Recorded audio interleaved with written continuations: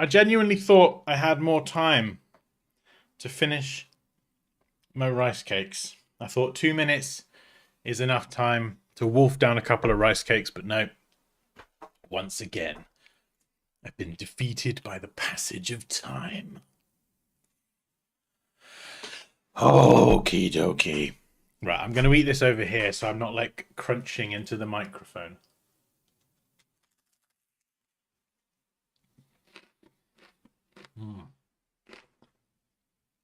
Oh, so good. I gotta try not to get it on the floor. The Poppy will tell me off when she comes back. Mm.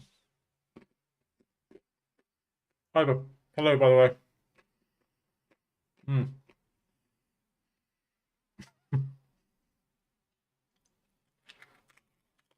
Right, okay.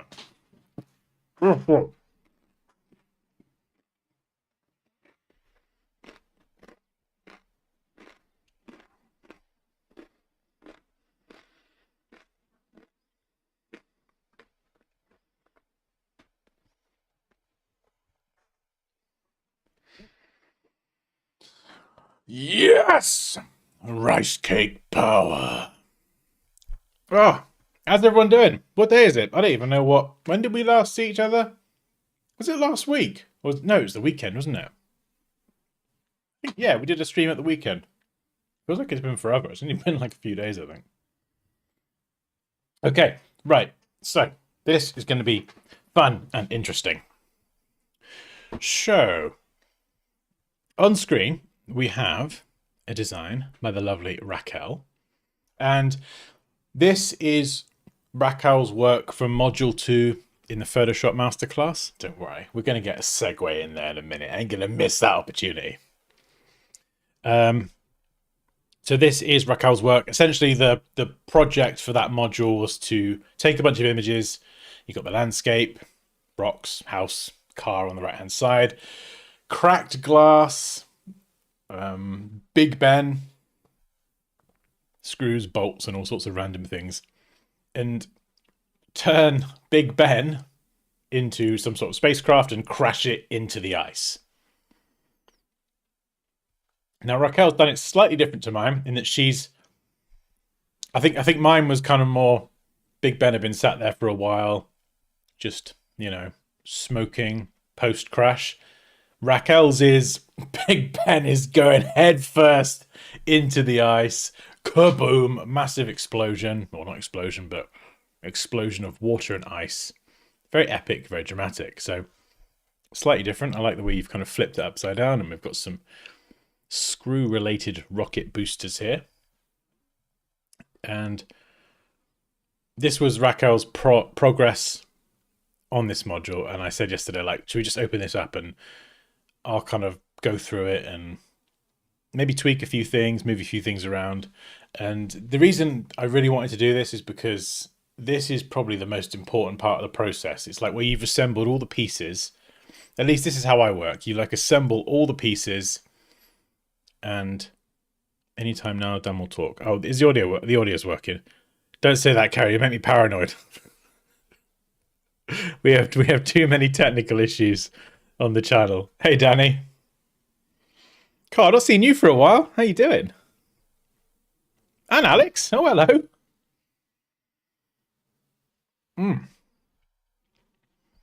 Totally lost my train of thought.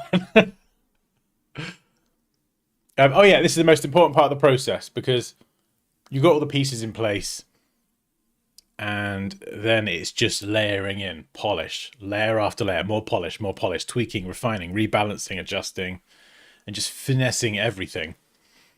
And like I say, at least with my work, this is where I would kind of go from something that I would look at and go, oh yeah, this is cool, to yeah, this looks flipping awesome.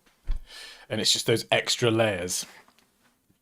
It's like the last, there's probably a saying or a quote that's very poetic, but it's like the last 5 to 10% of the process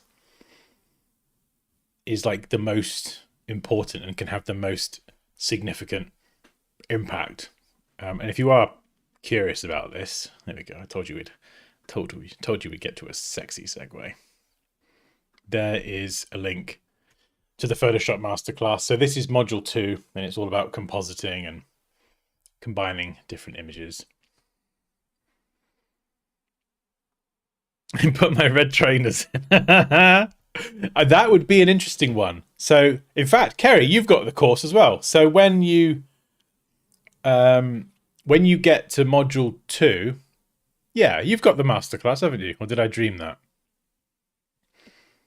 When you get to module 2, instead of Big Ben, you could add it as well. You could dump the trainer, that flipping red shoe, into the same landscape and turn the red shoe into a spacecraft, or combine it with Big Ben. I don't know. Have the shoe and then Big Ben be in the bit where the foot goes. I don't know. I'm getting carried away now, but yes, you do. Okay, yeah. So I feel like after the red shoe escapade, it's got to go in there somewhere. Oh, is it your birthday? Hey, happy birthday. Oh, nice. What are you doing? You doing anything nice for your birthday? Will there be cake? I hope there's cake.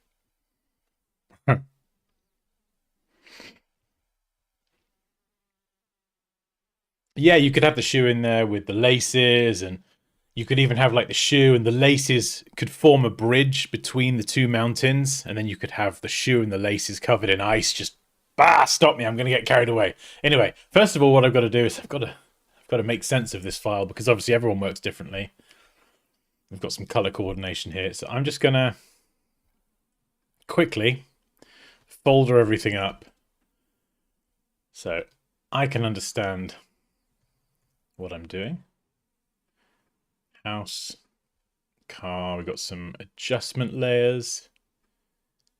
Yeah, and hopefully this is helpful doing this in real time as well. Like, it would be very easy for me to open the file up and have a play around and figure it all out, and like, you know, it would make me look like a wizard. But I feel like it's probably a better representation of how I would actually approach all of this and how I think when I'm doing this sort of stuff, to kind of see it happen live. Like, I've not practiced this or anything.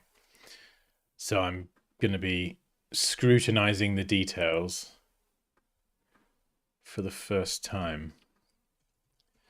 So if things go wrong, then, well,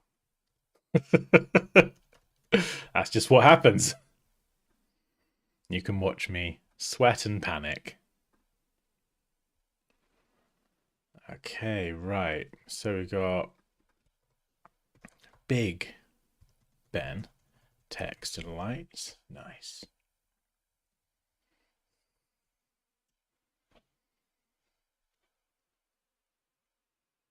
This was an intriguing clip in the course trailer. I'm almost through module 1. So I'm that much closer to this one. Nick, I cannot wait for you to have a crack at this. It's, yeah, module... Yeah, so yeah, you know, module 1 is a lot of like photo editing. In fact, a lot of the stuff you do in module 1, I know there's like product retouching and all sorts of other kind of lighting effects. All of that stuff feeds into this really, really well. Those are the I know those techniques are more kind of photo oriented, but they're the kind of things that I use all the time. Module 2 and 3, they're just like these big projects. So it's broken down into like, you know, compositing, shadows, highlights, lighting. So it's all like digestible, but yeah, by the end of module 2 and 3, you'll have like an end result. And it's just always like, even just seeing this, I just flipping love it. I just spell that debris. Yeah, it's so cool seeing it. And I love the fact Raquel's done something different as well. Flipped it upside down, and it's... And the fact that we came up with this idea like on stream for a competition, and none of this even existed. It just came out of our heads. Flippin' awesome. Okay, so I think that's pretty good. What have we got here? Exposure adjustment layer. So that is shadows. Okay, cool. So where am I going to put you? Put you there. So kind of goes without saying, having everything folded and organized just makes life a lot easier. To be honest, Raquel, that wasn't too bad. I think you've used smart objects as well, so yeah, it does make it easier. I'm guessing you've done some work inside the smart objects, maybe. I don't know, but we've got a lot of splashes there. So when I get to this part of the process, what I would do typically is there's lots of things, like I would call them bells and whistles. So like any kind of effects, fog, lighting effects, snow and rain, snow which we could add, all the kind of things like that that are additional effects. They're normally at the top, especially lighting effects, and I turn them off. So one thing I used to do was I would kind of just work through everything, get it all in, and then slap a camera raw filter on it and try and use that to just get it looking how I wanted and get it over the finish line. And what that does is it puts like this over reliance on, like I would turn the camera raw off and I would be like, oof, oh, I don't like that. And then I turn it back on. Ah, oh, there we go. That looks better. So the quality of my design was just being propped up really by some camera raw settings. And so what I would typically do now is turn off all the effects, all the extras, the kind of icing on the cake, if you like. We're going to use a cake analogy because, well, it's Danny's birthday. Why not? So it's the icing on the birthday cake is all that stuff, but the birthday cake itself has got to taste good. And if the cake doesn't taste good, then, well, no one wants to eat a bad cake. Although I probably would because I have very low food standards. Like, seriously, I love eating at Wetherspoons. I don't know about you, Kerry, but I love a good Wetherspoons, you know? I don't need to go to like Café d'Avignon. I need to just, Wetherspoons is great. Cheap and cheerful. Lovely menu. Nice variety. Anyway, so we turn off the effects first. And we leave all the main bits on. The splashes, they're obviously quite extreme because the crash is happening in real time. So we're going to turn those off.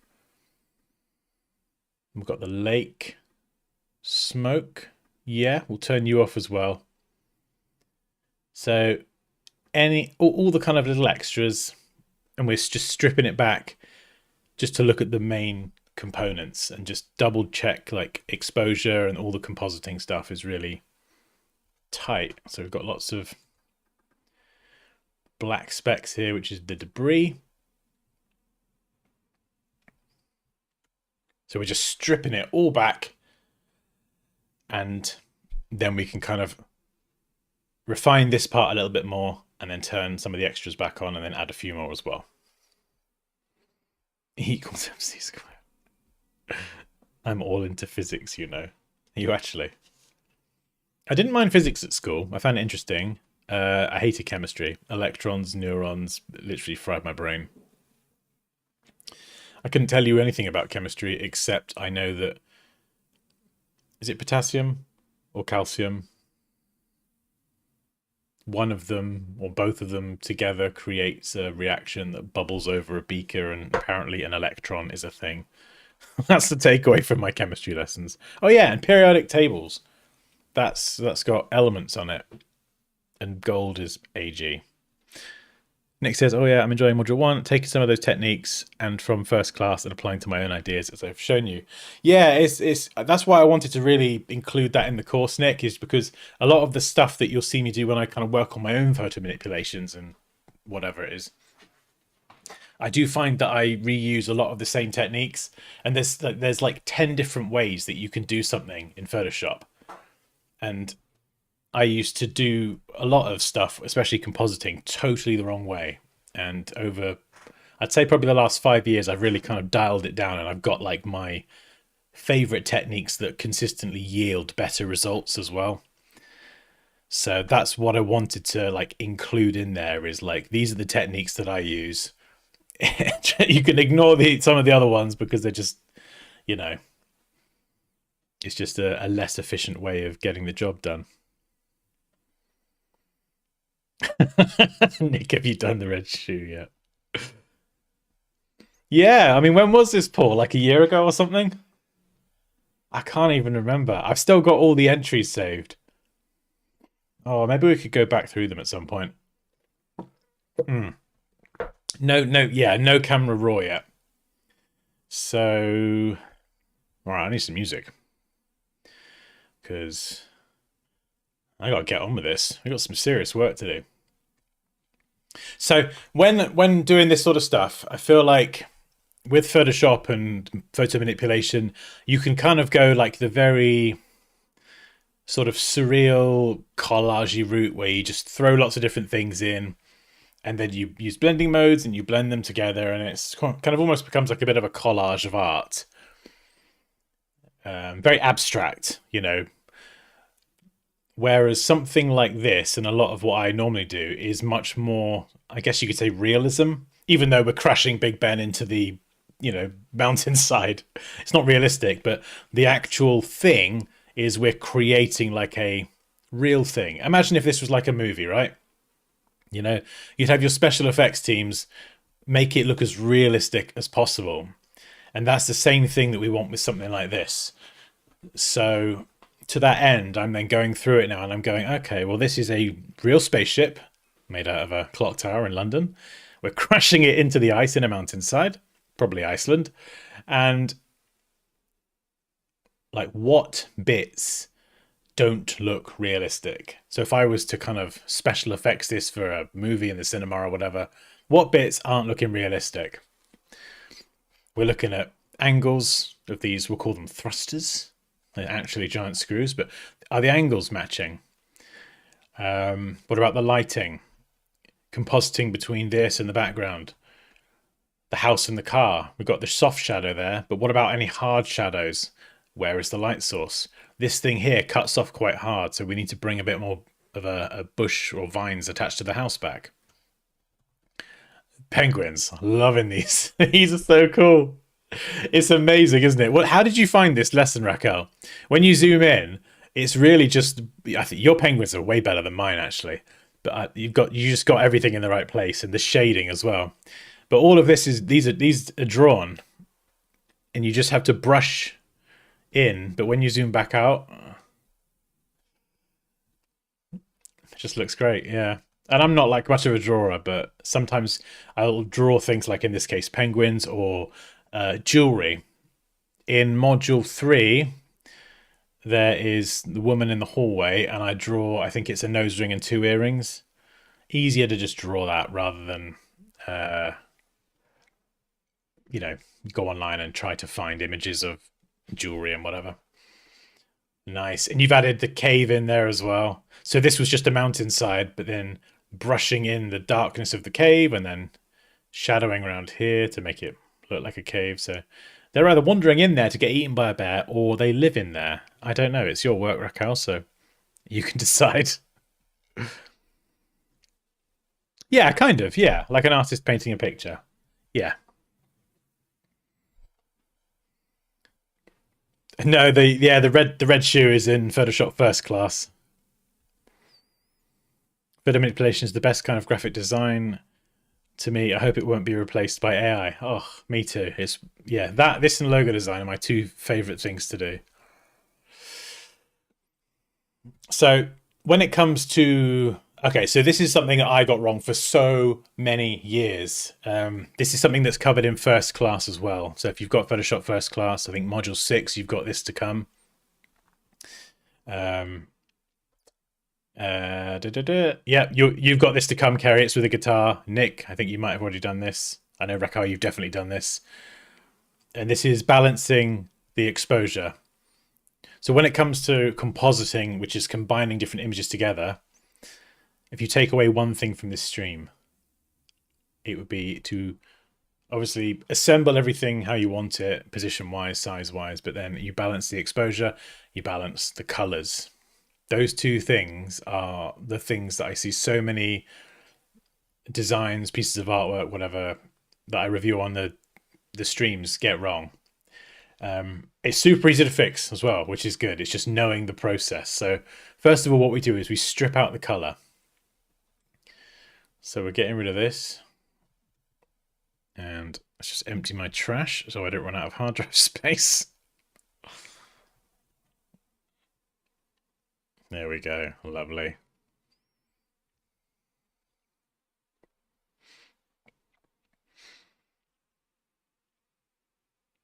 I realized that it's not every single technique you featured has to be used. Each project is different, and like I'd use what you taught and see as I go. Some don't give the effect I want. Yeah, I think as well. There's some that you'll probably use more than others. There'll be some effects that will be very unique, very, very specific. Those are the sorts of things that I would say go and look up a tutorial on YouTube, or actually just ask me if you like. Just ask me and I'll look something up. But they're like the very specific things where it's like you follow these exact steps to get this outcome. The good thing is once you've got experience with the software, you can follow all of those tutorials a lot easier. It just makes following them easier the more you know stuff. So we've stripped out the color now. We're just going to look at the exposure. When it comes to balancing the exposure, we're looking at the different images and we're looking at the shadows, the midtones and the highlights. So the darkest parts down here, the midtones, like the medium grays, and then we've got the highlights, which are the whites and the sky and all this kind of stuff. And if these are balanced incorrectly, things are just going to look off. So just looking at this, I feel like you might be able to see this as well. In the mountainside here, we've got lots of shadows, quite a lot of midtones, and then speckled in a few highlights. Same with the, well, this is meant to be ice. It's actually cracked glass, but we'll call it ice. Lots of dark, some midtones, not as many highlights. But then down here, do you see what I mean? Some of the differences. This would typically be a bit brighter, and then this is very bright. So there's kind of like a bit of a mismatch between these elements. The same as the clock tower itself. There's a lot of medium grey. We've got some dark areas, but like here in particular, we've got like a lot of mid-greys, mid-tones, and I feel like we need to just darken the dark areas and lighten the lighter areas. But we've got to do that across all the different images. So the moon, that's easy. We can ignore that. That's in the background. So the main images we've got are the landscape, the ice, the clock tower, and the house and the car.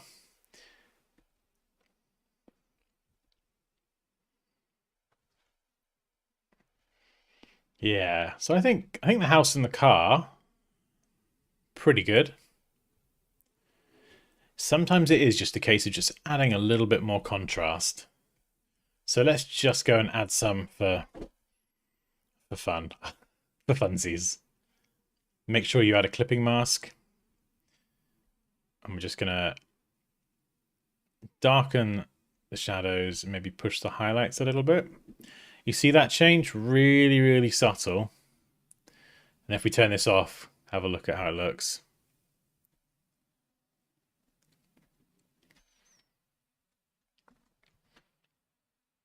This one here is more granular, and we could do the same for the car as well. I think what stands out to me and what has to be like really tight is the clock tower spaceship thing, because it is like a focal point in the design. Hey, Moosh. I haven't got the... hang on, the gong. Yeah, I was just going to make a silly noise. Hey, Moosh. Well, there we go. We've got the gentlest of gongs.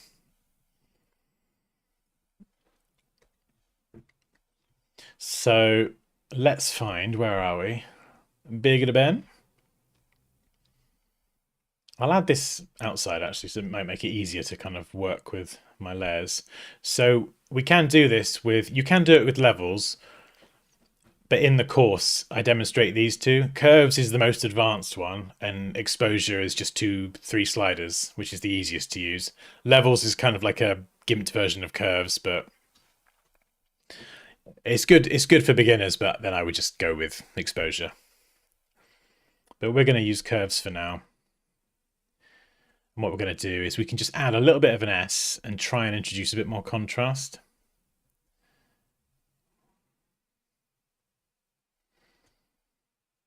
So we don't want to go too dark. We don't want our, if you flatline here, you can see the blacks, they end up clipping, and we're just going way too dark. And this is before we get to any shadows and highlights and lighting effects. Obviously we've got like the bright background and the bright moon and whatever. So you could add some sort of silhouetted effect to Big Ben. All those shadows and highlights and things, we're not adding that. We're just like, this is the base step of balancing everything. Just so we're setting up like a level playing field. And then once we've done that, then we can go and do all the crazy shadows. Let's go a bit more extreme.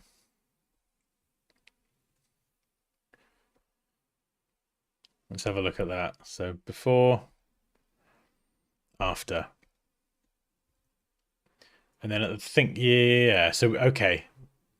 So we've got a color lookup here, which is cool. I think is that Crisp Winter. Yeah, that's the one we used in the course. So that's a nice little bonus at the end for the whole scene. But first of all, we need to adjust the color of Big Ben for the environment. So you could keep it that color. For me personally, I just wanted it a little bit colder.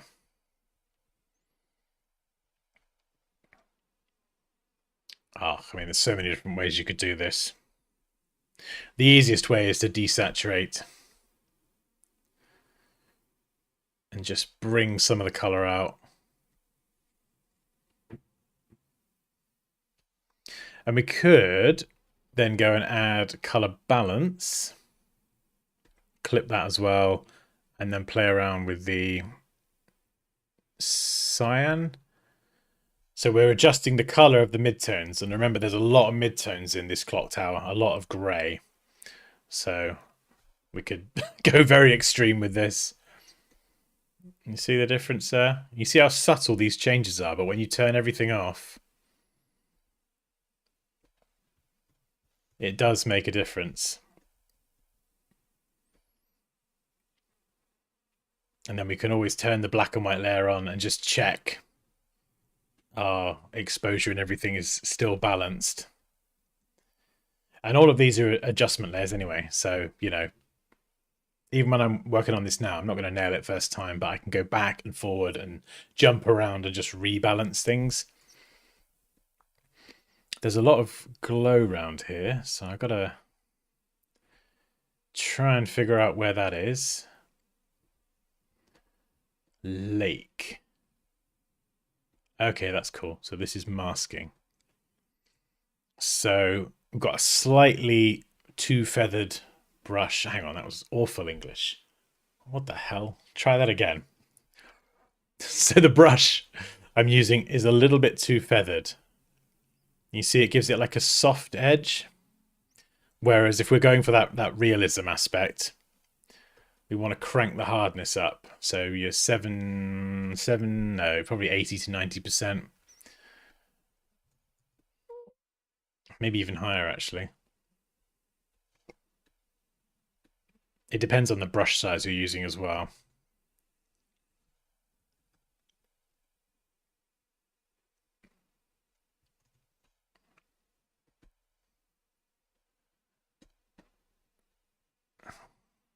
Oh, hang on.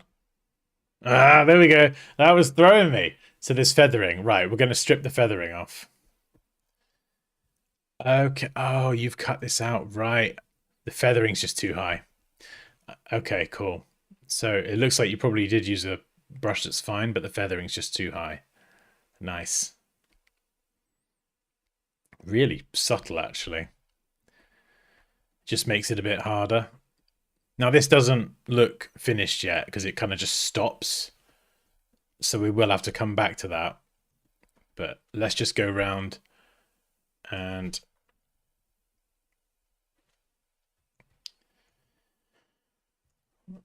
there we go.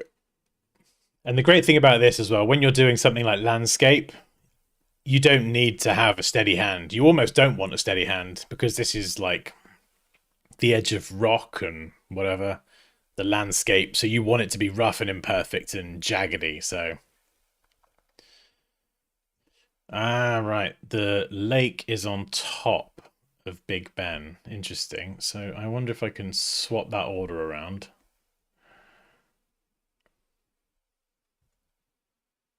Yeah, okay.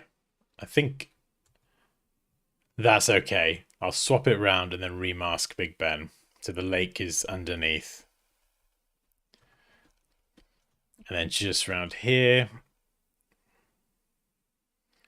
Just softening this. We don't need to spend ages doing this.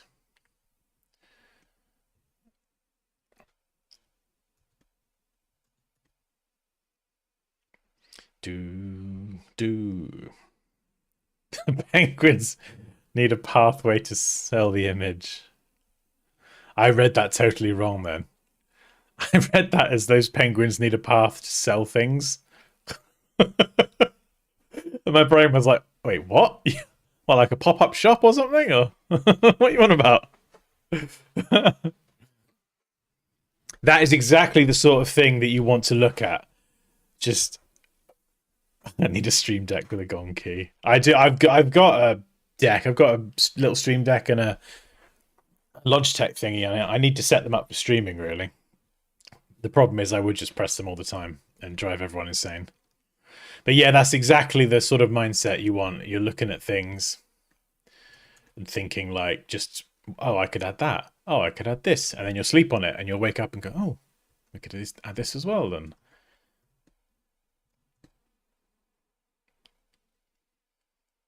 Even when I might spend, well, we've done some long streams before, but hours doing a stream, and I'll never declare something finished until I've at least slept on it, because I'll wake up the next day and go, oh yeah, it needs that, and this. Let's put some Woodkid on. Bit of Death Stranding.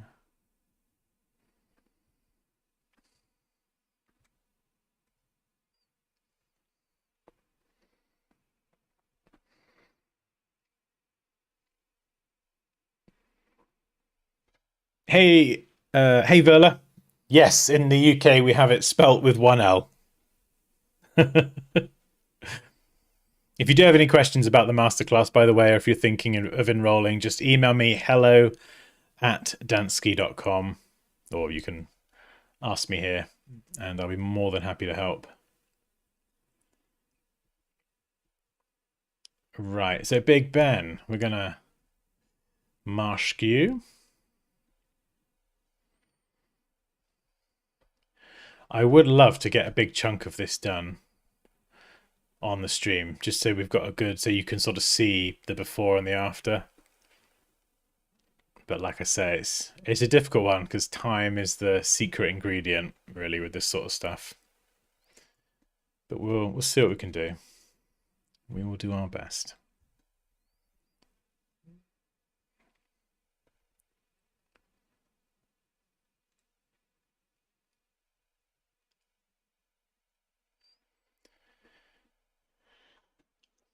Okie dokie.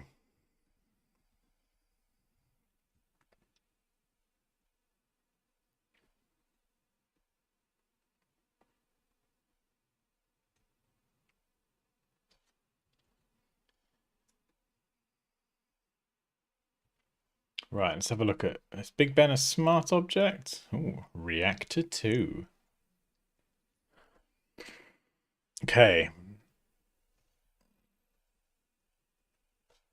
Right, I've got the clock tower glass.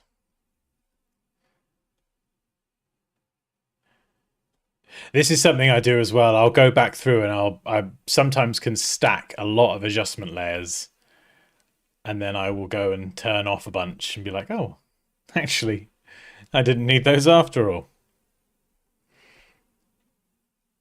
Well, like this one, for example, I might go in and just brighten it up a little bit. Always be careful dropping this one because it can. I do this. I still do this now. It's very useful for just dropping down the highlights, but you can make things look a bit murky if you go too far. So this sort of bend like this can be quite useful with curves for just darkening things. And every change I'm making here, I'm just constantly checking that exposure.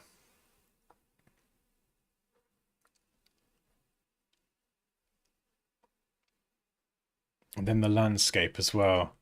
Some of these highlights are super punchy. So nice, I like the penguins.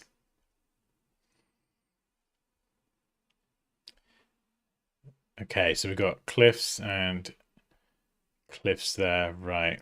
So we're going to do this above the group. I'll show you the exposure one as well.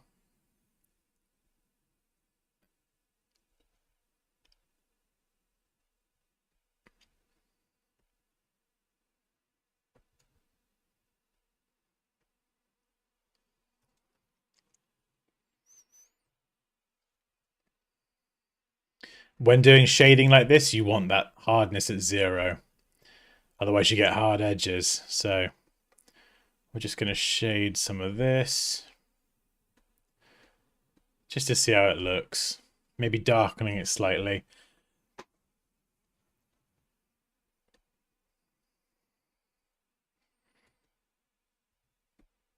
Yeah, we'll just run this over pretty much most things, but more just the highlights. You see there? Especially in this corner down here. Just a little bit too punchy. Am I just dropping it down a tiny bit?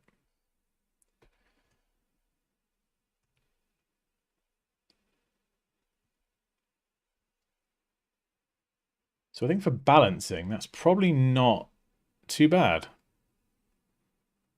I think, oh,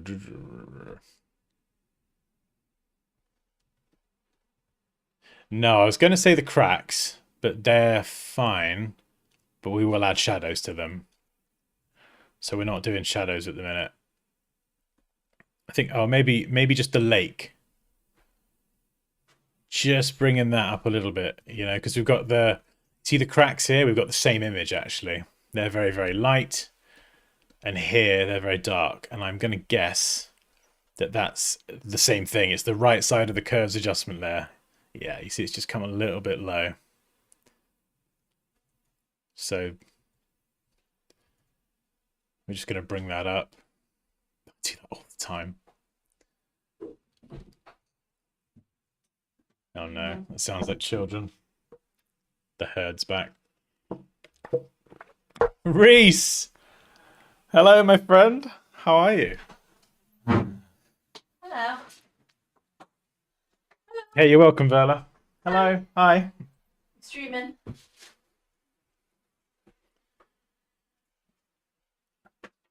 Right. So, yeah, I think we're primed here. We've got the Black Abyss down here.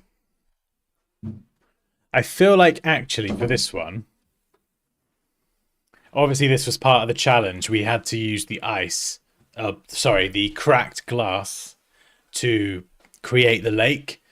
I feel like actually using some ice or an actual lake would make this easier and probably look better, but that's cheating.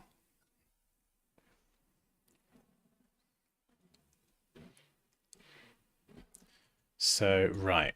Okay, so I think we balanced things color-wise. I think we're...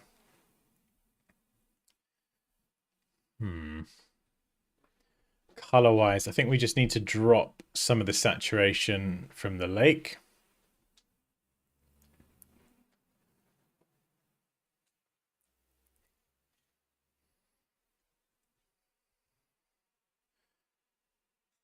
Yeah, same here with the house. We're just going to drop that saturation down. Just because it's cold and a very cold environment. And we're going to be adding like a bit of a blue tint anyway. Nothing crazy, just a little bit.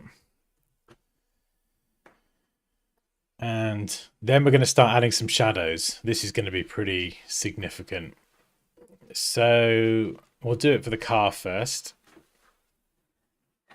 I'm going to use exposure because I do like this adjustment layer. It's just so easy to use. So we're going to... Is that changed? Gamma correction. Is that a bug? Usually when you did gamma correction, the 1 mark would be... All these would be in line. Is that a bug or have Adobe changed something?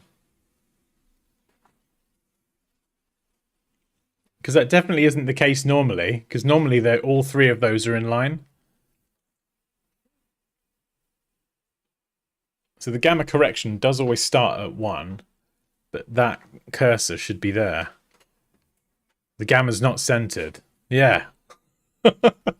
No, they wouldn't change that. That's got to be a bug or something. Surely they wouldn't change that.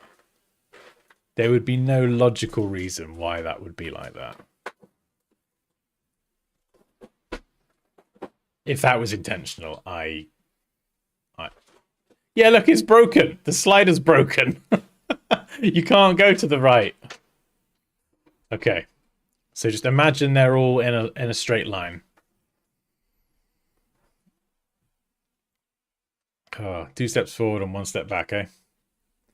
So to darken it, we're just going to push these top 2 sliders in the opposite direction. Ignore the middle one. And then we can invert this. Again, grab that lovely soft brush. Maybe I just need a restart, Raquel. So weird.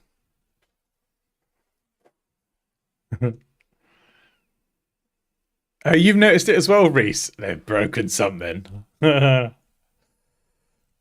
So for the car, we're just going to add the shadow underneath. You know, the light is coming from this kind of direction.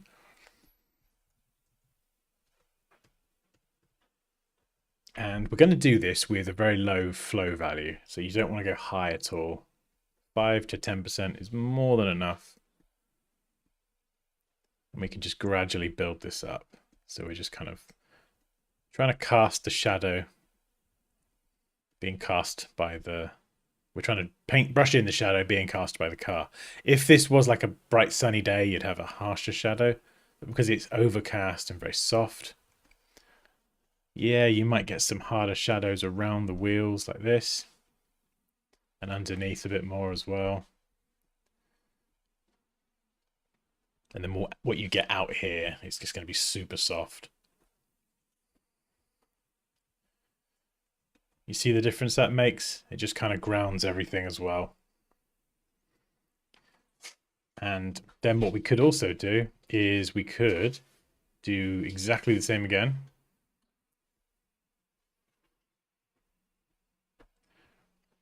Invert it. Again, light coming from the left. So some of this part here, it's just going to be a bit darker. It's just not catching that light in the same way.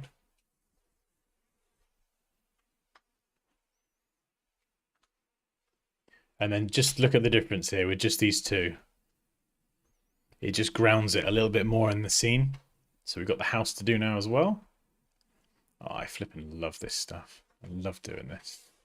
So we've got the soft shadow for the house. That's great. We just probably need a few harder ones around the edge. In fact, I might just... Actually, no, I'll do my own. I'll do my own one. Just because I think these adjustment layers are being a bit weird with that, whatever that crazy bug is. So we're going to go super dark as the darkest part of your shadow that you want. If it ends up too dark, you can always... It doesn't matter if you go too dark because we're brushing in at 6% anyway. Put the headlights on. You could do, yeah. Good example, Nick. Directional lighting lesson, module 1 of the masterclass. That is perfect for adding headlights. So we could add some, but it's daylight, so you wouldn't really see it. A nighttime scene, though. And if anyone attempts this module and they decide to make a nighttime scene and light all this crap up, then you get you get an extra gold star. The harder you make it, that would be tough. That would be tough. Right, so we've got just soft shadow being cast by the house.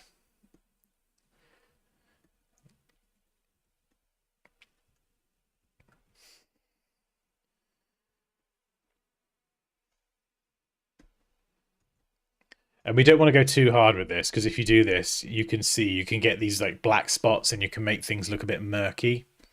That's why we're always keeping the flow value crazy low. Building it up. So you're doing a few brush strokes. How's it look? Have I screwed it up yet? No? All right, we'll carry on.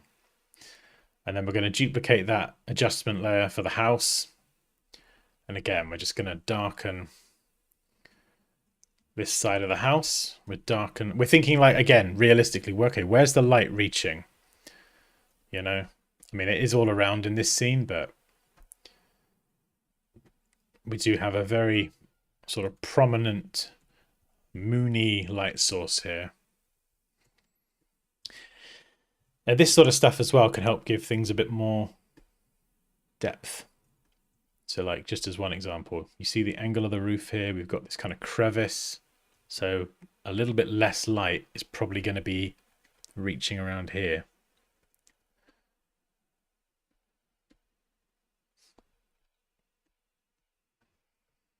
It doesn't, oh, actually no, it doesn't look like a lot of work, but when you turn it off and on, you sort of have like flat, things can look a bit flat sometimes because you're taking this house out of another scene and then dropping it into your scene, and then you need to add the shadows and the highlights and things to give it the same depth in the new scene. Does that make sense?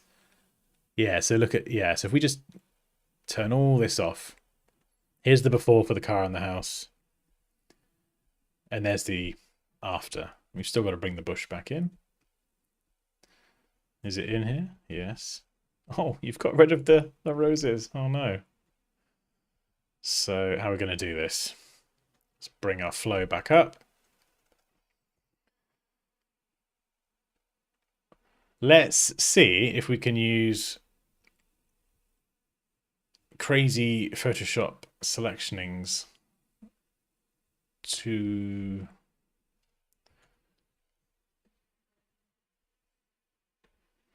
now that they've added this. Let's give it a go. Let's see what it does.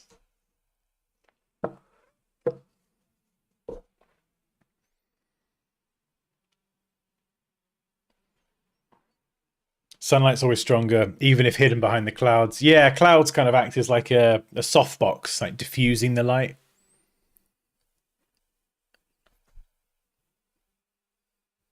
Oh, okay. It's not done as good a job as I hoped, but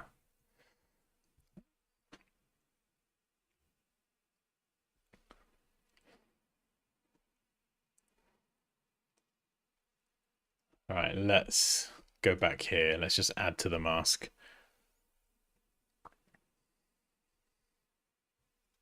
The thing with this is it's a very small detail, so it doesn't matter. We don't need to be too precise. I'm just thinking if we can get a bit more of the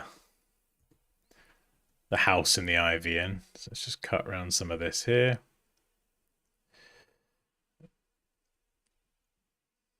And then the roof. Like, the better we make this, the better it will look. But this is such a tiny detail that I want to spend more time on the clock tower. In fact, let's throw a solid color behind. We'll go with a mid-gray and send it to the back. This helps me make sure I don't miss anything. You want like a neutral or a contrasting color, just so we don't miss anything.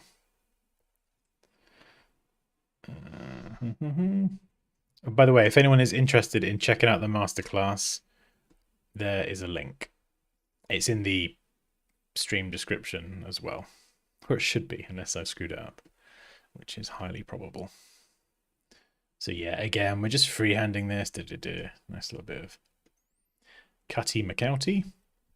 Or if you want, you could get some like ivy brushes from like something like Envato Elements. and just stamp in a bit of ivy on the end, and it will just give it that sort of, clean ivy edge without having to mask around every single bloody leaf. And so yeah, here we want to cut all this out. And then because we're blending into the ground, I might actually try, be a bit naughty, just do this. So we don't have that hard edge. I'm going to see how this looks. So turn off that grey layer, save and close. You see there? Less of a hard edge and a sort of softer blend into the snow.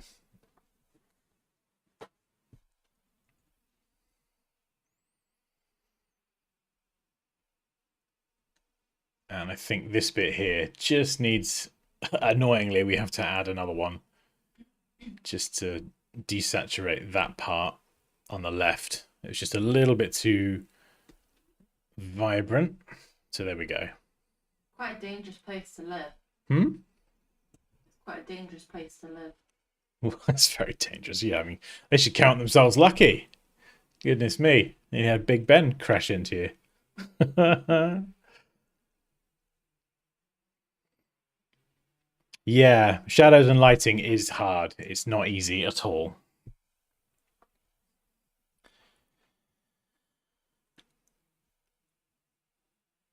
Right, down here as well. This is kind of this, you'll suffer from the same thing as well. If you're compositing images, you're essentially taking images from their own environment with different lighting and dumping them together. So they can often look flat. So here the edge obviously doesn't look natural. So we need to add some shadows to kind of introduce a bit of depth. So what have we got? Cliffs. So we're going to add again. We'll just do this with exposure because it's nice and quick and easy. Nice and dark. Invert it. Brush tool. Soft brush with a, let's go for 5% flow. Or maybe 10. And we're just going to brush along the edge like this.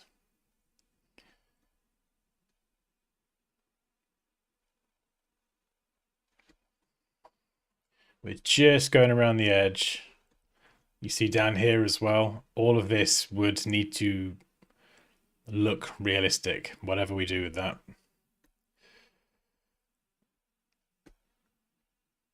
Just going around. So then if I turn it off and on, you see there, just looks flat. Gives it just a bit of a, almost like a beveled effect, like a bit of roundedness. And then we're going to add some more shadows. Again, I'll show you this with curves so you can see the difference. So we could just pull this down, sort of darkening the midtones. Invert it. And then now we're just going to brush in where the light isn't reaching. So obviously the light is coming from Monsieur Lamune. So it's just not going to be catching down here. These parts of the cliffs, darker, darker, darker, darker over here. Yeah, it's not going to catch here. So it would be going all over here, catching that light. Still would be catching there.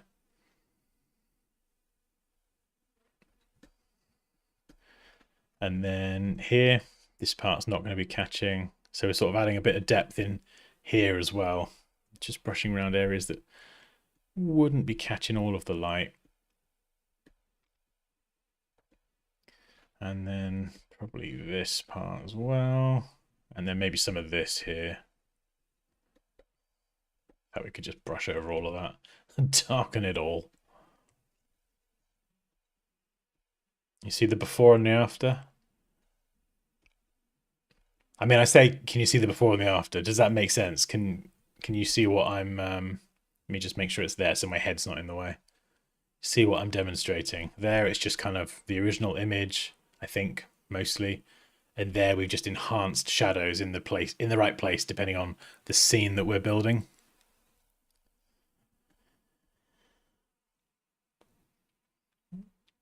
So up here is, oh, you took your cliff very high, didn't you, Raquel? And it's me. So we're going to go and do the same up here. A little bit in here. I mean, we could crank the flow up. I'm being a little bit too delicate.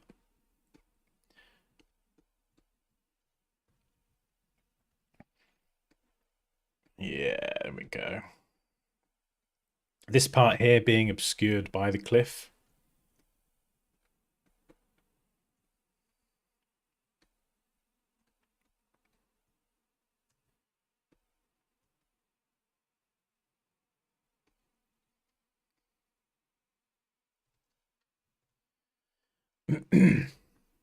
The depth touch, yeah. I mean, if you watch any of Benny's videos from the YouTube channel Benny Productions, he's insanely good at this, and like he's done it before on what's he done it on? Like I think it was like a snake or something. I can't remember. And leaves. He did some crazy plant monster thing. And the difference, he's like, it does take a long time, and he said as much. You know, if you have like lots and lots of leaves, you have to go and think about, okay, that leaf is above that one, so it's casting a shadow onto that one, which is then casting a shadow onto the other one. So you have to think about all the objects you've just thrown together into your scene and how each of them interact with each other. Is this going to cast a shadow? Where's light hitting? So you really have to think about this in like a logical three-dimensional sense. But yeah, the shadows are the one that, you know, second to compositing. When you do this, you see the before there? That's before. And that's everything we've just added. And it does give it just a sense of depth. That was a very delicate sneeze. That was the sneeze of a princess, that was. I always sneeze.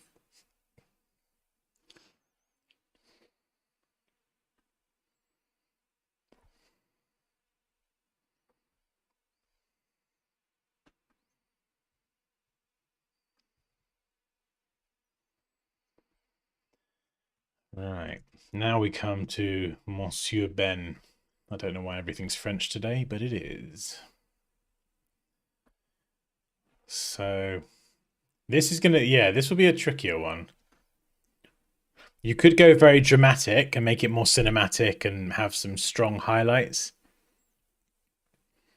around the edges, or you could keep it relatively neutral. And obviously we don't want to screw up the exposure balancing that we've already done. So I always keep the black and white layer at the top just to check as I'm working.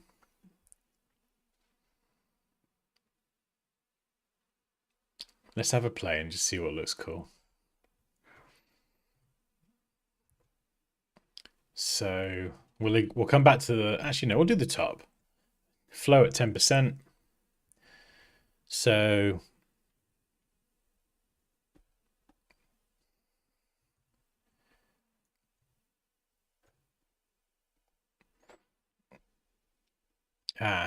let's just try something.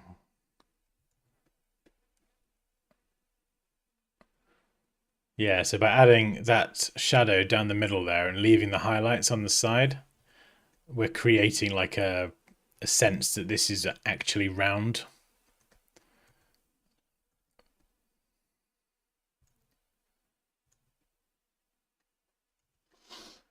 That's why I just bumped the flow up then.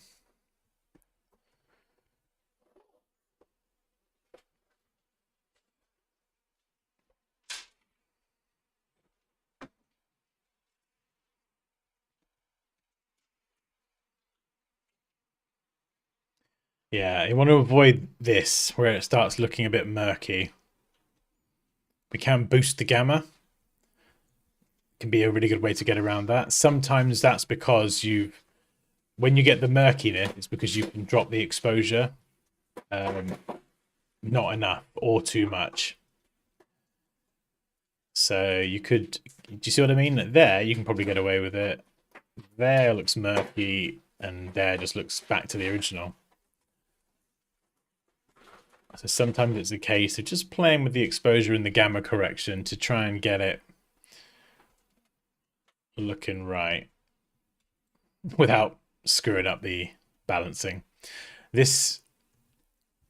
What's the surface here? So I'm not sure what that's meant to be. Is that like the cracked effect on the bottom?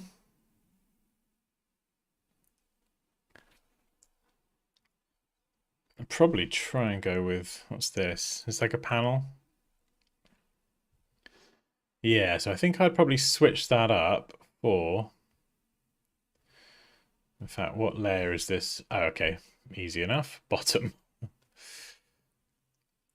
Just going to try switching this up for something a bit darker.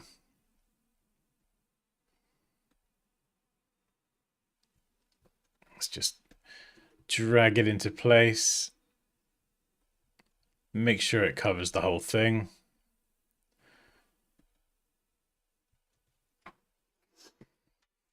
Oh, there's an effect on it, isn't there?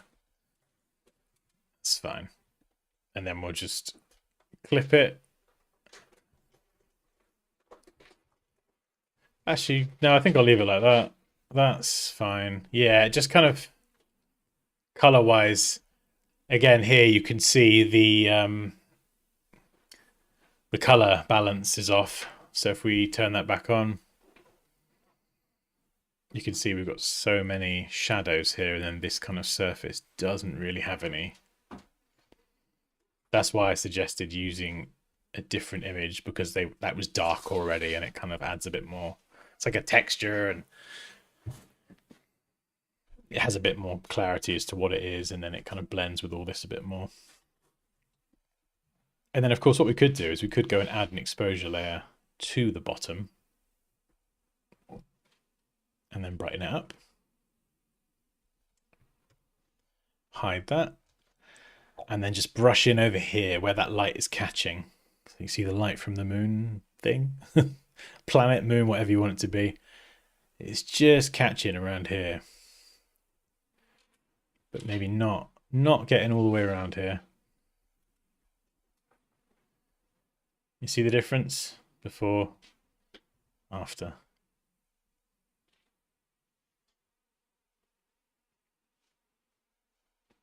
Reactor. I love it. Now, one problem here. I don't know how you're going to get around this. I'm going to try something, but it might not work. The back two are fine.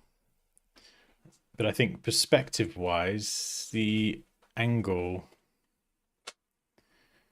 is slightly... it would be slightly different, the one at the front. It would be almost tilted a bit towards us so we could see a bit more of the top. And I'm just trying to think if we can cheat that. And I don't know is the answer, but we're going to try. So this is why I think it's more fun. I could have practiced this and prepped it beforehand and just tried to look like a boss, but it's much more fun not knowing what the hell I'm going to do, I think. And you can watch me suffer in real time. Hey Carl, did the layers get a new UI update? I don't think so. Search panel at the top, you can turn that off actually. Filter options. So I do usually have that off actually, but they kind of added that feature and then I think hid it.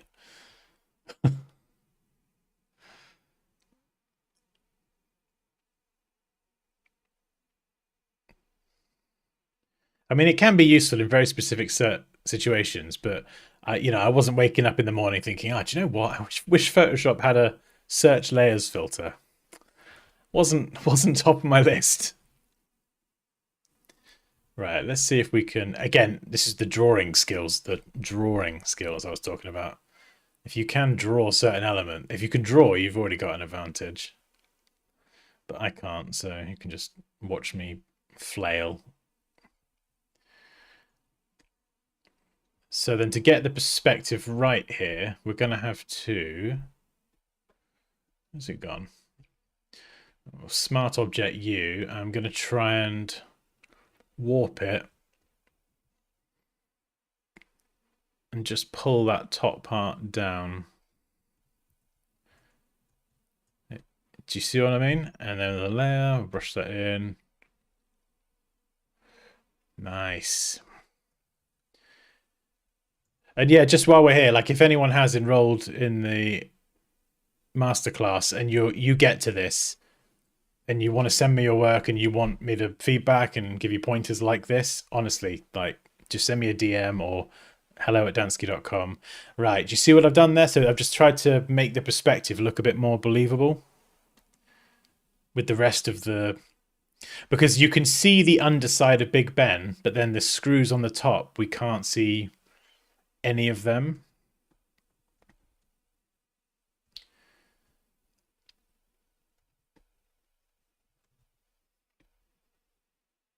Let's put this on top and we can then really sculpt this to match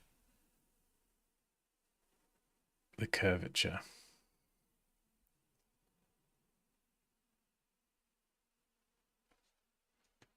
So we're just using brush tool and eraser tool to like just add in a base color. I think my base color is wrong actually. It's a bit too blue. So let's sample, like you want the most medium non-highlight or shadow base color from the screw. So maybe something like this. Let's just brush it in.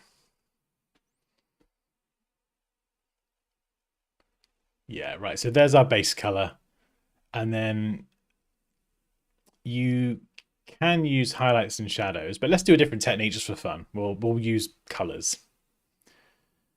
So we're going to sample a white or a highlight off an existing thing. So something like that. Nice low flow again. We're going to go for 5. And we need to try and add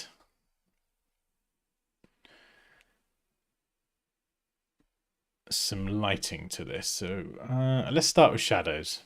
This part here is going to be darker on the inside. So it's going to sort of create that curvature. Then we'll switch back to the highlights and we're just going to brush that around the edge here. And we're just going over this with a low flow value.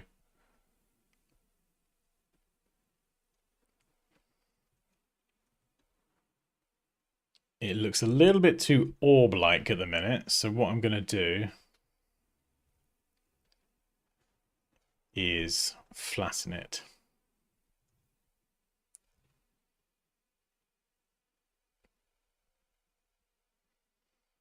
There we go.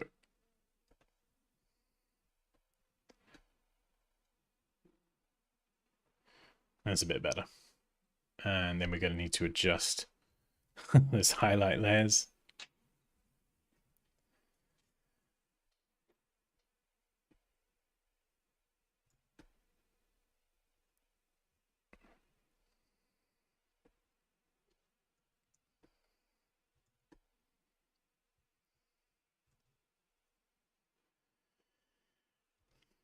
And then again here, this just like the edge of the cliff just looks a little bit like cut off because it is. So we're going to add some shadows to it. And we're just going to brush in those shadows along the edge like this. And it's just going to make the whole edge feel a bit more rounded and a bit more beveled.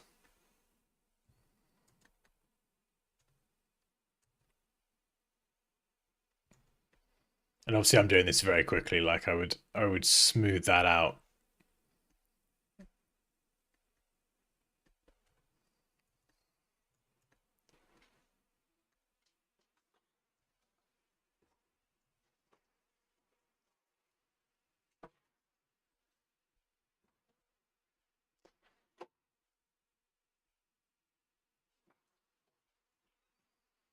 It does get very confusing with lots of layers.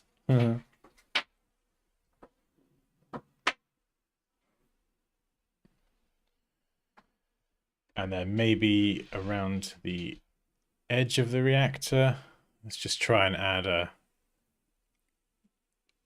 highlight.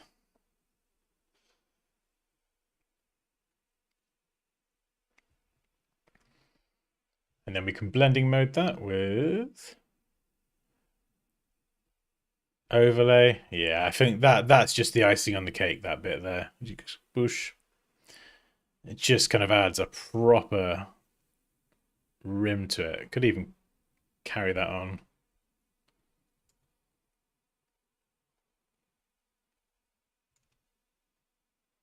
Nice.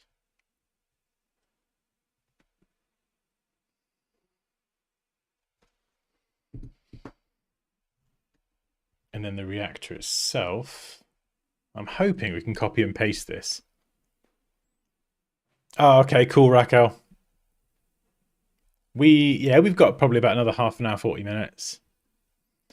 But yeah, the link in the Discord, you'll be able to watch it later on whenever you get back.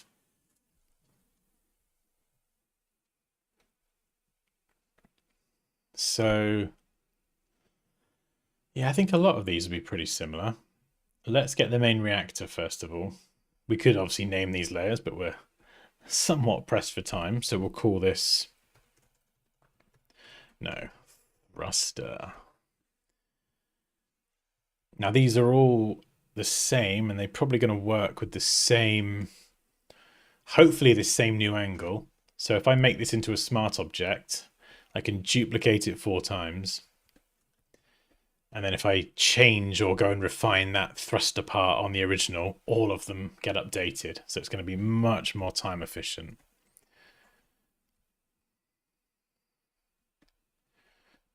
Let's adjust this to try and get it looking right.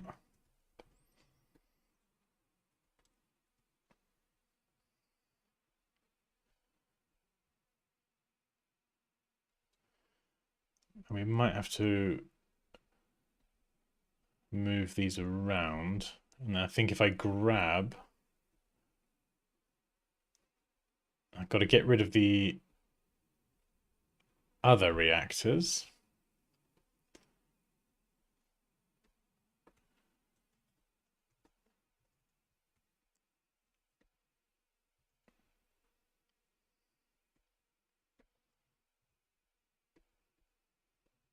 Naming them can help as well.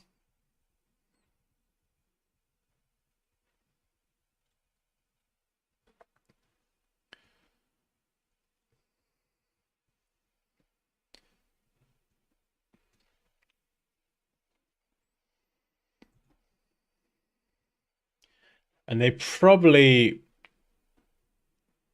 would have some smoke.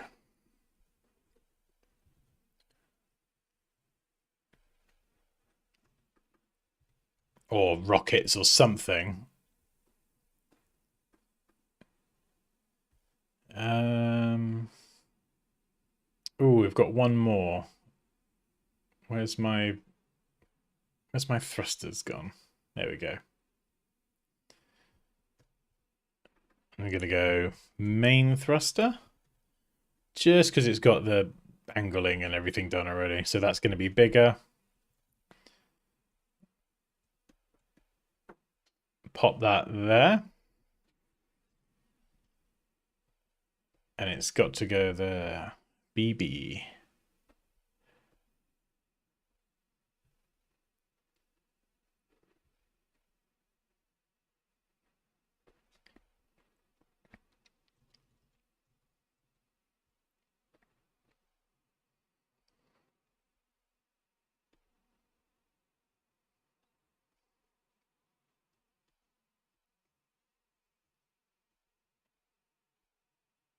Okay.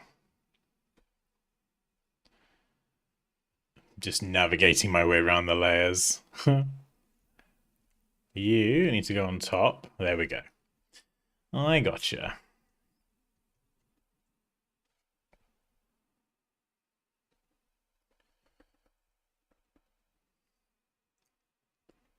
Then we could have that one. Just cut that right across there.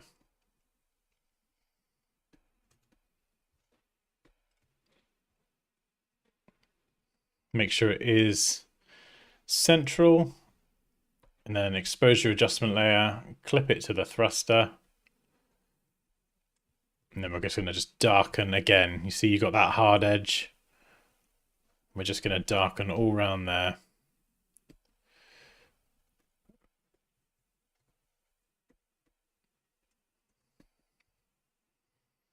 And we could actually go and add a shadow.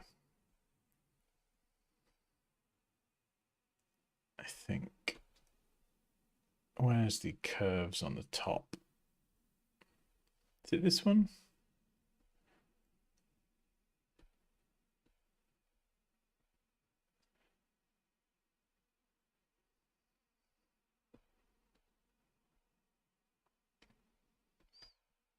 Let's go and add an exposure layer.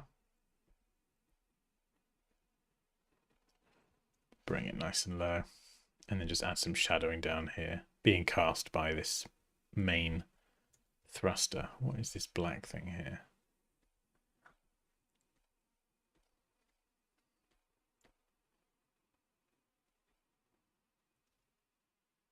Has that got a...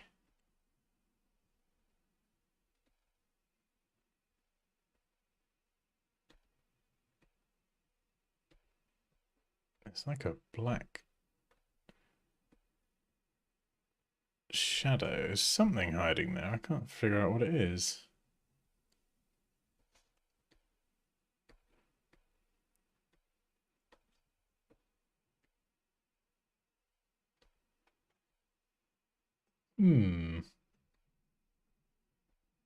There's a big black shadow in there somewhere. Okay, so we've got new perspective adjusted rocket boosters. You could adjust the perspective even more, and you could have these two front ones slightly deeper perspective, so tilted so you can see into them more, and then have the back ones as they are. But that's the process for how I would kind of go about that.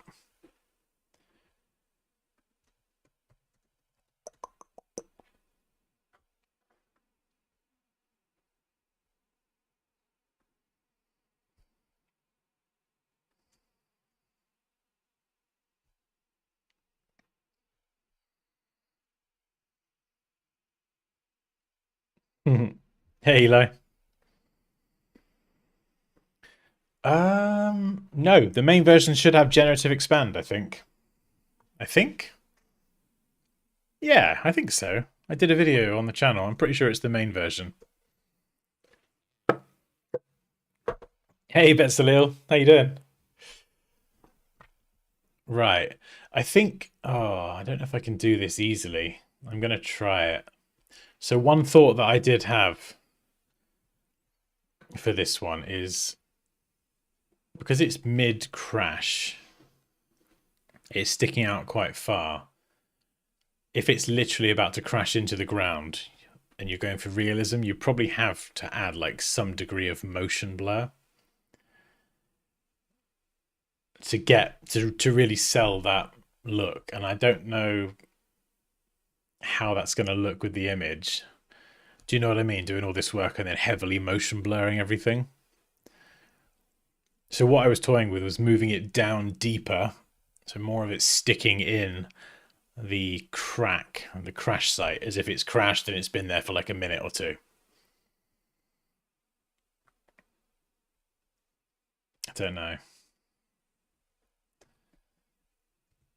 Okay, right, we'll start with the glass. We're just going to keep adding more shadows to things. And you might be able to see, Nick, this is what I was talking about earlier. It's just reusing a lot of the same techniques that are covered in the course. We're just reusing the same technique over and over.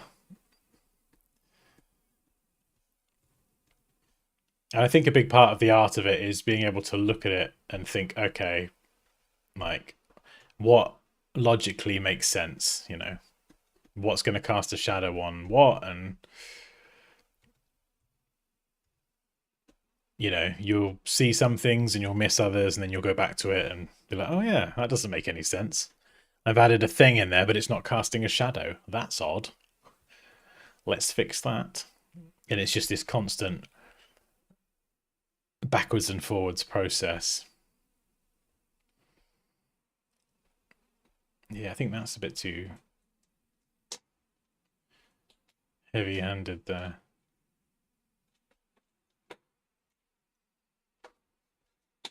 So let's drop all of that shadowing And then we're going to add in an exposure layer and we'll do our own. Again, nice low flow value. And then we're going to add in the shadows between the different layers, the different parts of the Big Ben. So this bit is kind of inset. So we're just going to brush in some shadows here. Just not all over this, just this bit here. And then you've got the light kind of just kissing the edge.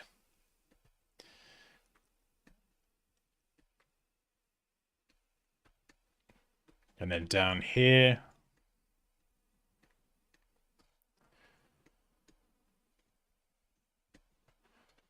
And then over here. I mean, you could go around all of these elements and structures.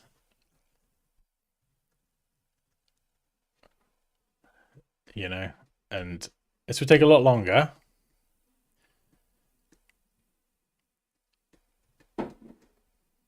But adding highlights in this way can have a significant impact on the end result. So I'm just going to put it out there. What have we got here?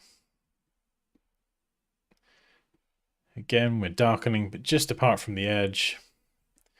This bit here is kind of inset a bit. And then we'll darken down this side, darken down this side. And try and leave that middle bit alone.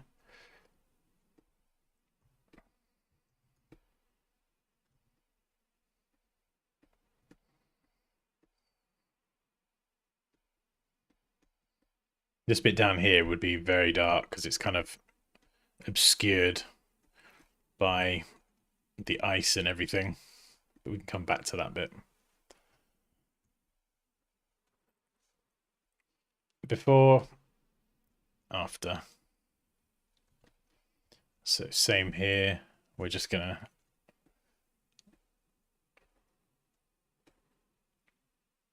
brush in here. And then maybe leave that strip. Just because it's raised and sticking out. So we're really thinking about this in a three-dimensional sense.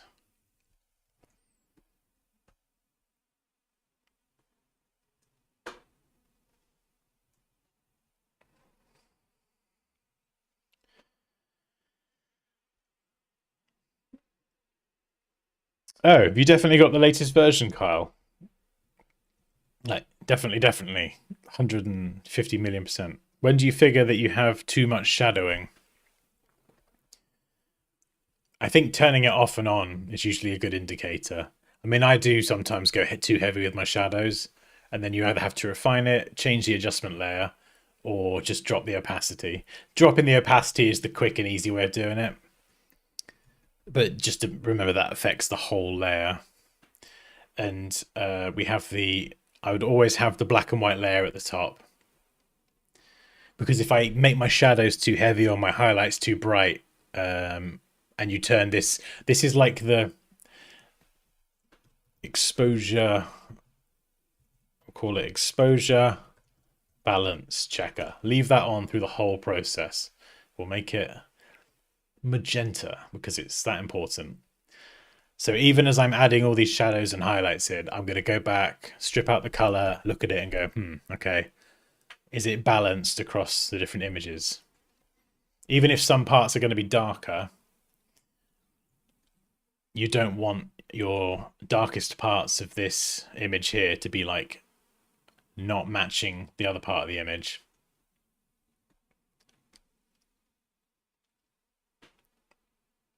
$29.5.1.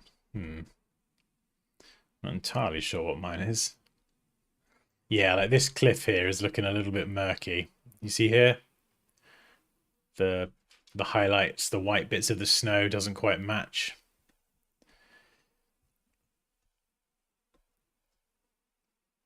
So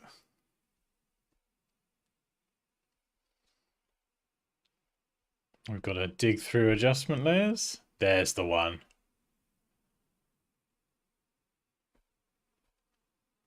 Okay, so Raquel's got that adjustment layer in there. It's just, like I said earlier, it's just refining it. So I'm going to just go in and just maybe take some of it away from the cliff. So this part of the cliff here that is very much facing that light in the background, it's just going to be a bit lighter.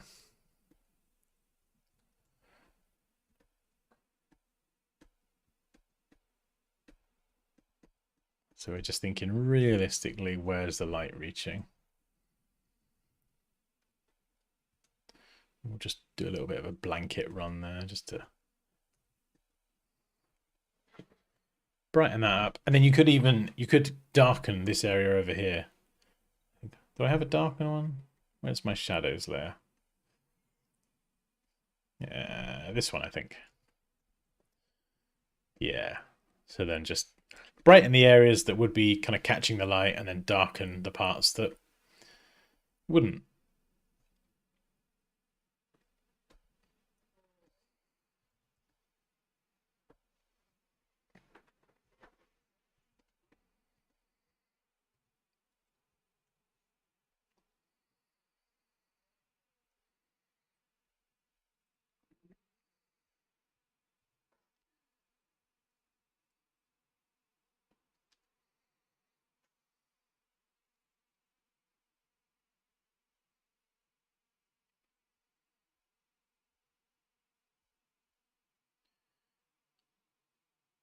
Got the lights. God, we got loads of stuff we've turned off.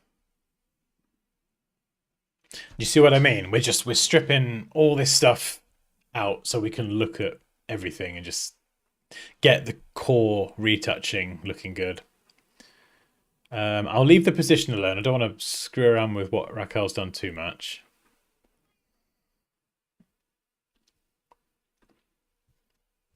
Let's add some smoke. If I've got my smoke brushes. Got like a trail.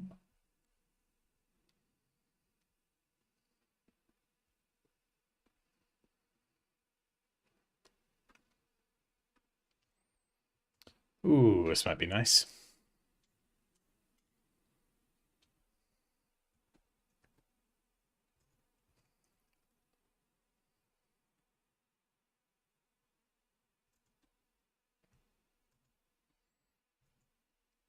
So smoke running in a straight line as it would if it was crashing at speed.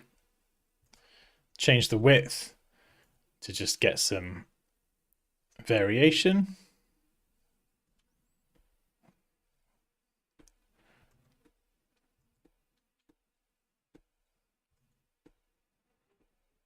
We need to bring that layer up, don't we?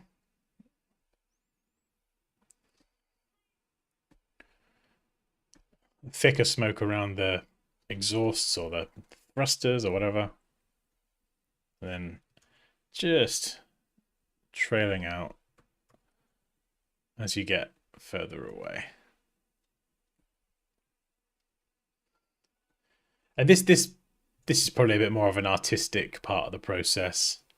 Just brushing around each. You could put each one on its own layer if you want, but I'm feeling pretty confident. And then if it is a bit too much, just drop the opacity slightly. Or just add a layer mask and we'll run the same smoke brush just through it a little bit.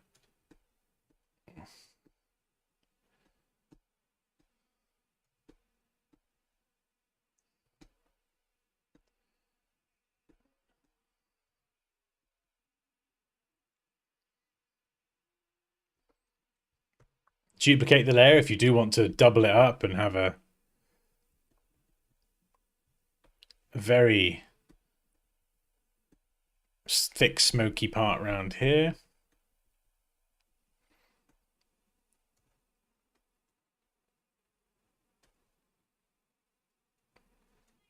And then make this a bit more subtle.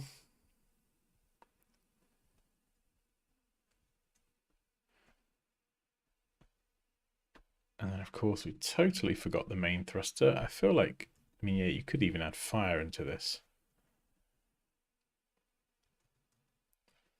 This needs its own kind of...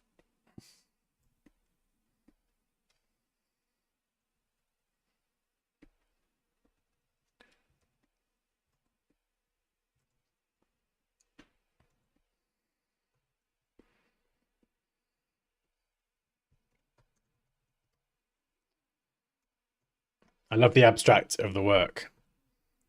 Awesome, Eli. Yeah, this is from the Photoshop Masterclass. This is Raquel's version. I've got the, so I'll show you the finished. Do I have it?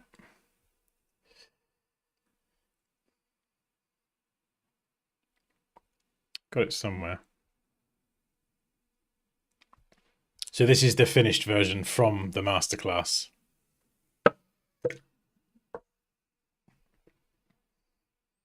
So we've got the text and the album name as well. Obviously, Raquel's flipped hers upside down. If we turn off camera raw and we turn off all the adjustments and we turn off the effects, I feel like this is a similar place to where we're at. Yeah. I think there's another image. Yeah, it's the water as well. Yeah, maybe this one's just a little bit more. Actually, no, this would be more ahead, a bit more refined. But this is kind of the goal, is to get to that. And then all the effects, the snow, the bells and whistles, the fog, the color grading, that's just like the finishing touches. Touches. Right, is there another image?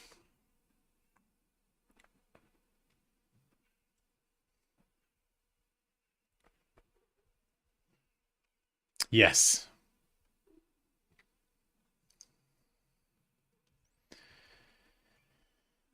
So,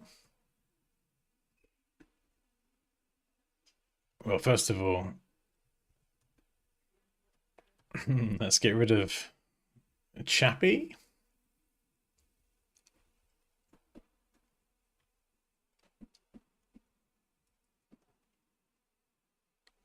Yeah, so for what was it?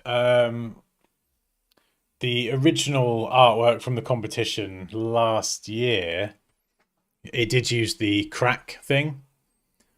But then when I worked on the course lesson, I switched it out for an actual lake.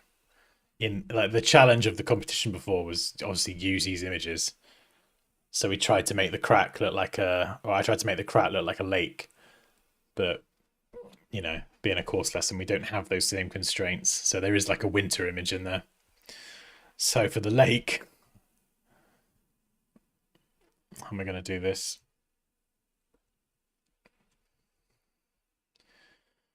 We can add this in.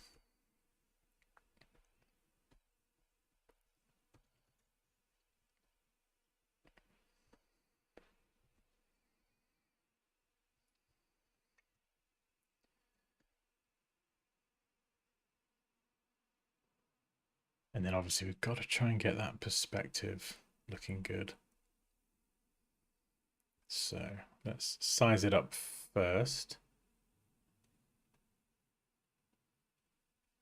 We could squish it down a bit and try and cheat the perspective that way. And then we just need to make sure it fills the whole area, which I think it does.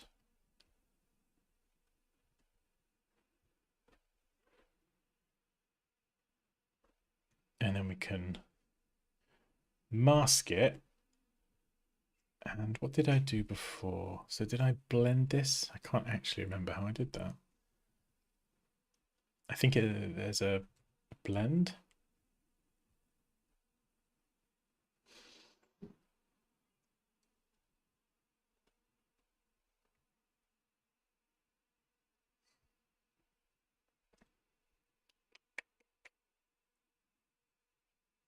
Let's have a look.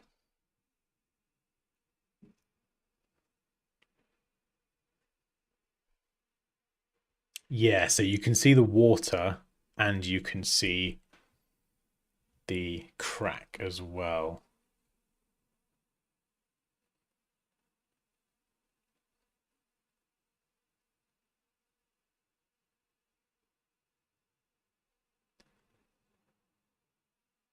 It might have just been something like a soft light. Let's have a look. No, I don't think it is. Because you can see a little bit more of the water. Let's try screen, because that then lets the crack lines blend through.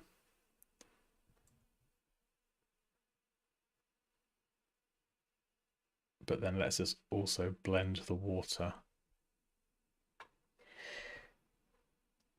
And it brings, yeah, it brings through some of the shadows underneath.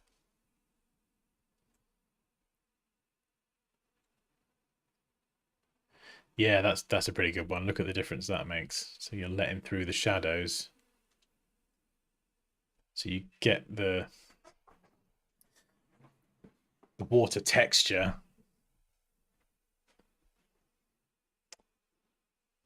Sort of visible, but you've still got the crack of the ice. And then we've obviously got the middle bit, which I don't know if that's masked out, is it? No. So I think here, oops, we don't want the cloud brush. Again, we're going to bump the hardness all the way up.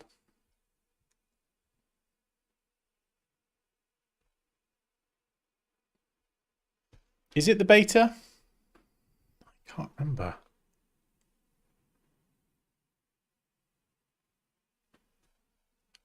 Let me check. I might be talking nonsense. Right.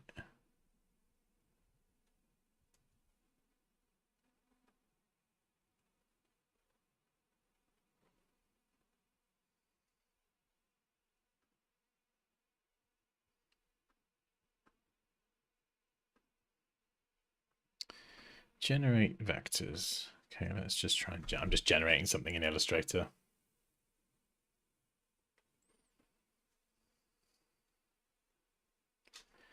Do do do do do.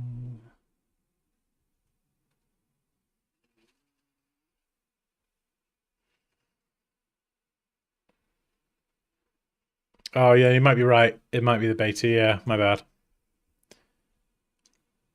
I could have sworn it was the main version. Unless I've gone bonkers.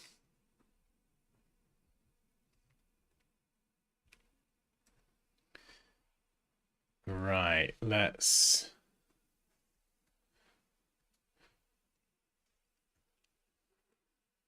Yeah, so we've got to figure out how we do this. I would probably get a reference image for lake cracked ice. Hole.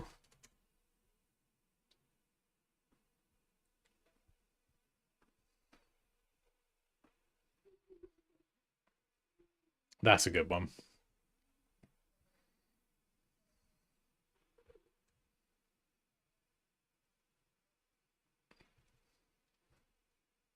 I mean, images may be subject to copyright. Copy. Right? I mean, at the end of the day, we're not, this isn't a challenge. If you can find a better image like that, I mean, come on. Then obviously make sure you've got usage rights for it. But hey, this is just for demonstrative purposes. Demonstrative? Demonstrative. I can talk. Oh dear.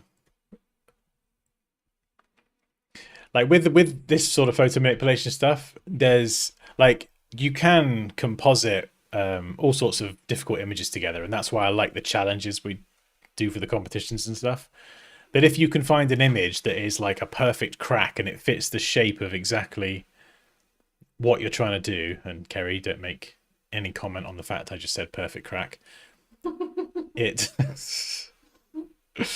if you can find that perfect ice crack, then you're better off using that. In fact, a big part of making life easier and getting a better result is picking the right images, whether it's matching angles, if the direction of the lighting is more suitable from another image. Yeah, so we've got that in. We might be able to blend it.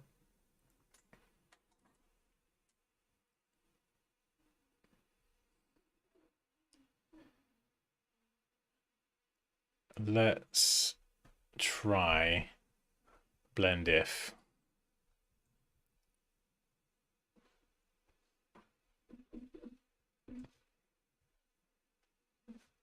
That's a good Carrie. one. Be good, Carrie.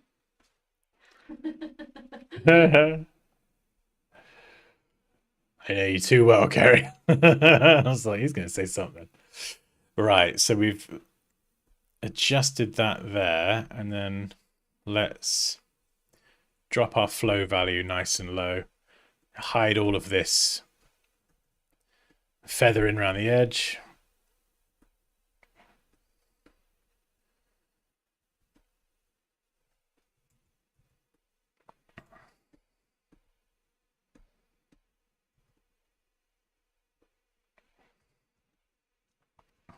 Got half an hour till football. Hmm? Oh, God, I always have to repeat myself. Got half an hour. I know. I've got heavy metal blasting in my ear. Every time you say something, I'm like... Yes, I'm acutely aware. I'm feeling the pressure. Good. Good, Dan. You suffer, Ginger.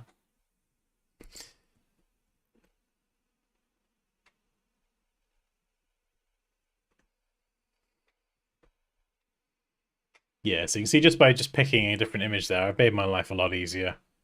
And now we could make that into New Lake. And then we'll just darken everything because it's a bit too lovely and fun.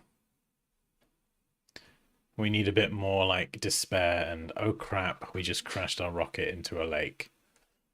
And bringing the midtones down. You see there, boom, you get so much more realism. So we use the screen blending mode, which naturally makes things lighter, and then we can just drop the midtones on the whole thing. And we've got some little oddities over here that we can go in and fix.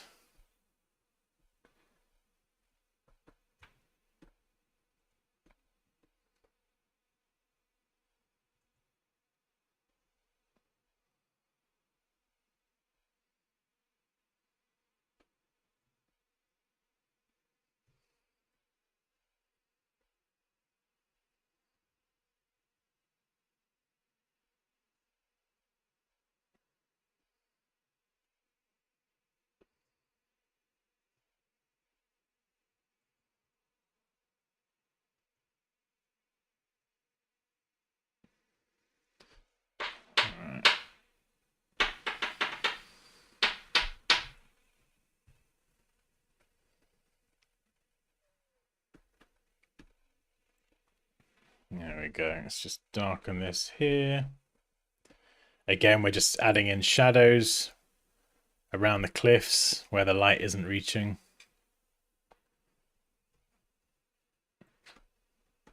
So kind of over here.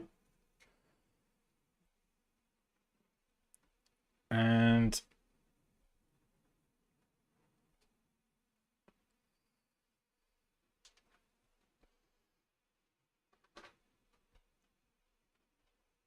okay, there's another curves level in play. So sometimes you can end up with doubling up of layers. I think for this, we're just gonna, again, actually, no, we don't need to desaturate the lake. Let's try vibrance. Real simple layer. And we can just take some of the punch out of the blue. So you still get the color in there. We're just dialing it down.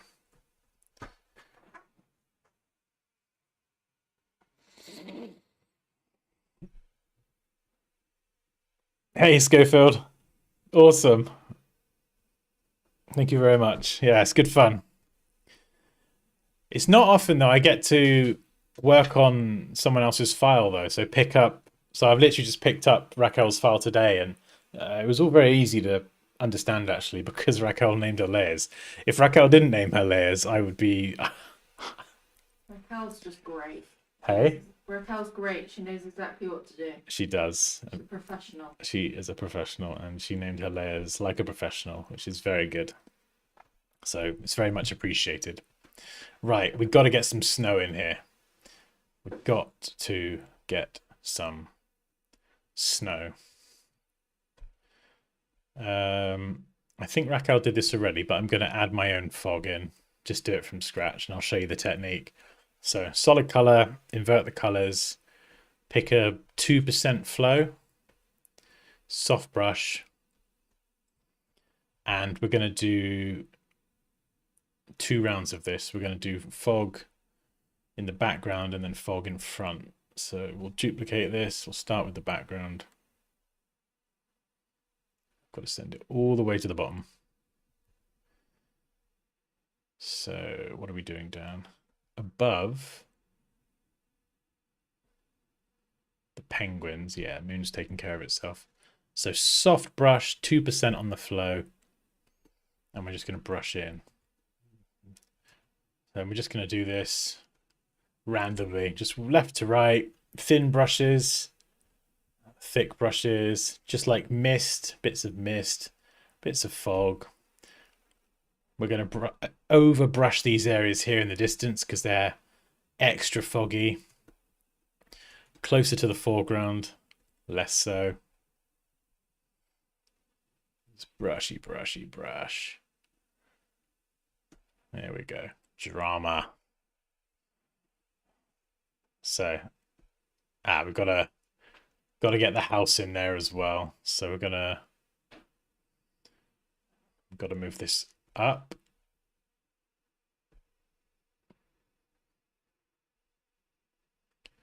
Actually, let's just move this all the way to the front.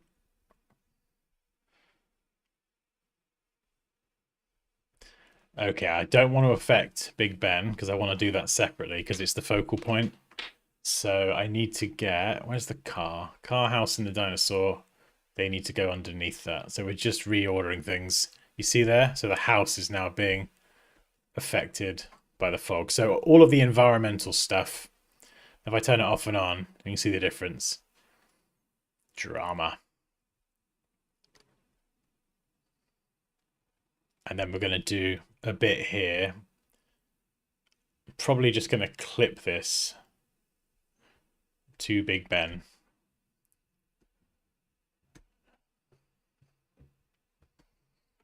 Maybe have some sort of light kind of blasting around the sides of some of these bits. Just back and forwards, wishy, wishy, swishy. Not too much, because if you go in too heavy-handed, you can end up doing this. So I'm kind of doing it in conjunction with the background one. So yeah, maybe 5%. And you could do this with cloud brushes as well. We could even do some light down the sides. Yeah, you don't want to go too heavy on that. And you see the difference both these make? Come from that to that. So it's just feeling like we're in the environment a bit more. And then we could go and add some snow. Have I got snow? Are you a good snow brush? Yeah, I think so. Right, so we're going to do some medium particles. Just cover the whole screen. So we'll go medium snow. And then we'll do another layer. This is going to be small snow.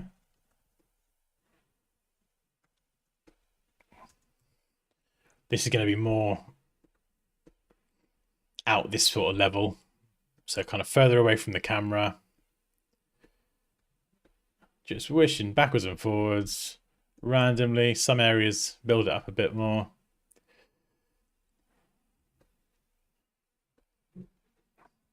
Small snow. And then what we could do is we could have some really close up to the camera and use this sparingly.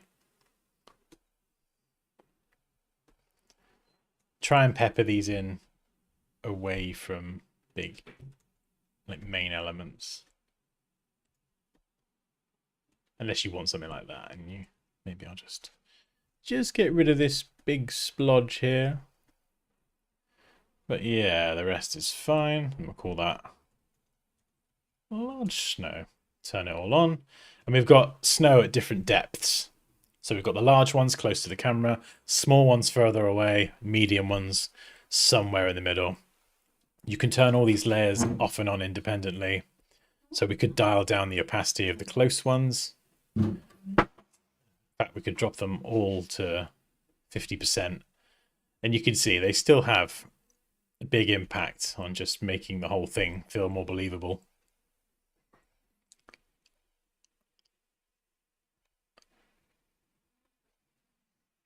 I feel like this is still too blue. The lake is too blue, but the whole thing's going to get like a blue treatment anyway. So let's drop the vibrance even more.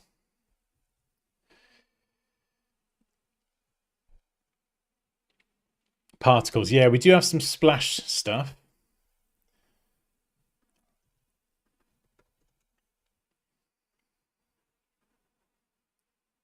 Is that smoke, wasn't it? Yeah. Forgetting what all my layers are now. Thruster, smoke. We've got the lights. We've got other crash-related smoke. I think I'm going to probably move that underneath and bring that down here.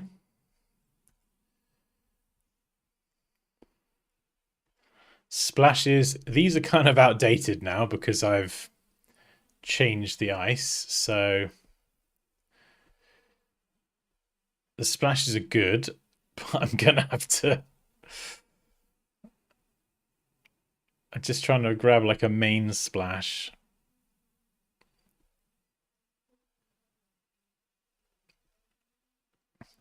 I need the hero splash. That's the one I want.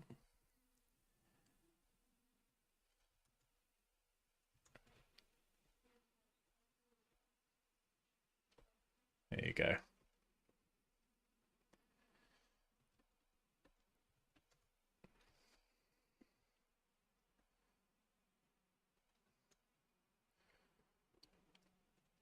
So again, this is just thinking about the whole thing from a realistic point of view. There's going to be a splash on the impact. You can use different splashes just to get a bit more randomization so it doesn't feel copy pasted. But obviously we're doing this at some degree of speed. Let's pop that there.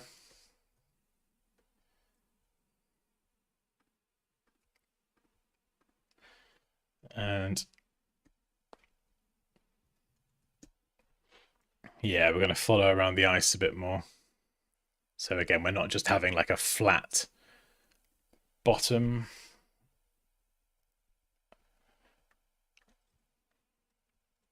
And if you do want to learn how to do all of this start to finish, as I say, it's module 2 in the masterclass, and you've got like another, I don't even know how many, 7, 8, 9 other modules that teach you all sorts of mad stuff.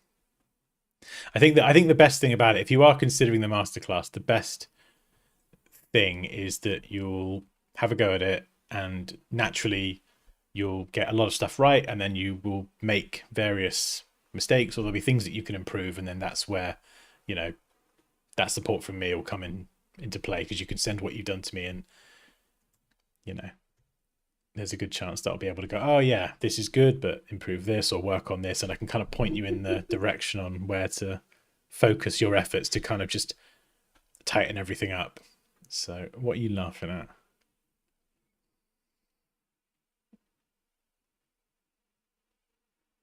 What are you giggling at? Watching old videos. Oh, I thought as soon as I hear you giggling, my immediate thought is, "What's Kerry said? What someone said?" Sorry, Somebody Kerry. said something funny, but Hmm. uh, Snow brush using. Can you manipulate it so you can turn the brush different directions? Yes. Dan, we need to go in 5 minutes. Excellent. Yes, you can rotate the brush. So if you grab it, you can use the left and right arrow keys. Hold shift, I would. It rotates faster. So that's a good point. You can rotate the snow brush as well, and a lot of other brushes to create that randomization. I don't know what this splodge of red is. Is it the light? Yeah, okay. Let's get rid of you. I don't think you're meant to be there. Light lines. Okay, so what I'm going to do here is very quickly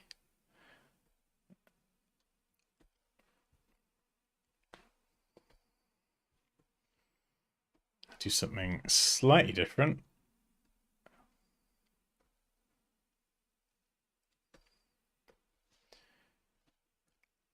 Is brush these in with whites. We'll go for like a sort of neon-y vibe, see how this looks. Blending options, outer glow, boosh, crank it up, red. Bump the spread, drop this down, nice. Can't do another outer glow, but we can do a drop shadow and use that instead, which we're going to do because we're cheeky.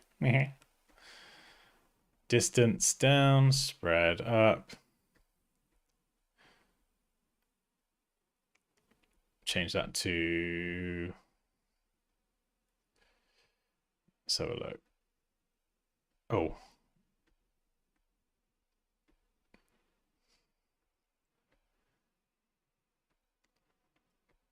There we go. Nice soft. Just fine tune that and we get a nice... Yeah, it's just playing around with some of these settings. Adjusting opacity, spread, size, nice.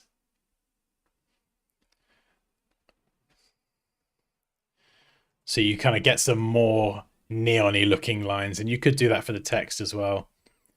Add that glow. Maybe blend these over what Raquel's already done. We got our effects. Oh, that's... Yeah, so she's got the color look up there already. The crisp winter, that's the one we use in the lesson because it just gives everything like a blue vibe. I think I might just dial it down a pinch. Hue saturation. So, okay, so she's taken out some of the blue, but because I've already done that, I'm actually going to dial that down to put a bit more back in. And these are some of Raquel's fog effects, but because I've done my own, I'm probably gonna... I'll keep them, but I'll just drop them right down. And...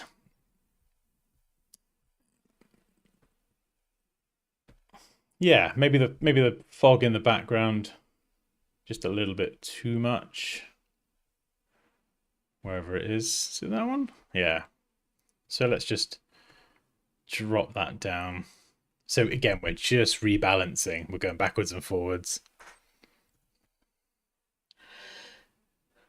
And honestly, there's still so much more I would do to this. So I'd add some more splashes in.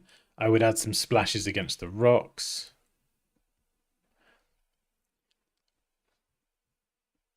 Do you want to get the boys ready? They're ready. They're ready. Okay. All right. I'm going to have to set a timer for 5 minutes. Ah! My phone's dead. Poppy, please set a timer for 5 minutes or I'm never going to stop. I can't stop. Timer for 4 minutes. 4 minutes.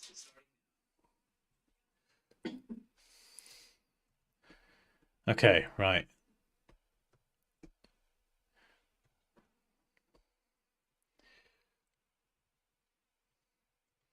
Yeah, so let's just try and make this feel less copy paste.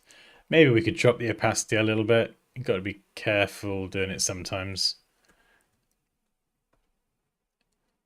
Just maybe something like that. And we'll make it more blue. Oh, come on, Photoshop. My computer's like dying. It hates me right now.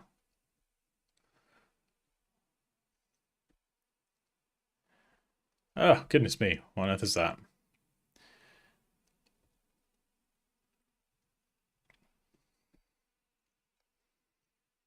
Mass distortion here. Let's try the old flip it horizontal. No one will know. Maybe we could join them together actually, and it will look like a unique thing. And then, of course, we could add some of these back in here.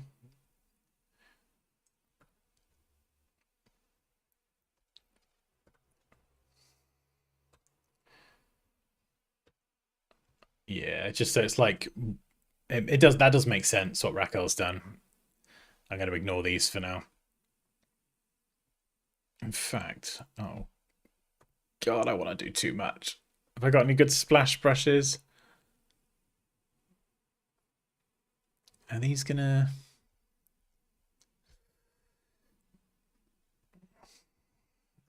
I don't know. Yeah, you do want to go around the edge. Almost have the water splashing up against the rocks. So this is where you'd rotate the brushes like that, Kerry. And then maybe just add some splashes.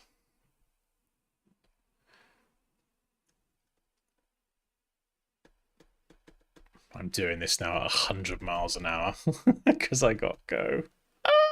Why don't you just go back on later? They probably need a bit of downtime, I think. Otherwise, I could just end up working forever. That's fine. I've been sat here for a while now. Yeah, so you could go and definitely do a way better job than that, but I would add some splashes just along that sort of, not coastline, but you know what I mean, the edge of the water. Some more splashes in the cracks. Got splashes, copy, merged, paste, and we're going to call it final muck. Final. We're so close, Kerry. Smart object, camera raw filter. I wouldn't do the camera raw filter just yet. I would just keep working on the details. Like we've done what? How long have we been going? A couple hours? I would keep going. I would do way more. But this is the sort of thought process. Bump the texture, clarity, vignette. You could do. I love a bit of green, personally. Detail, sharpening can look quite nice. Maybe a bit more effects. Texture and clarity, these can really make your design pop, but it depends on the design. So honestly, just use them. You can go like too extreme and it just looks meh.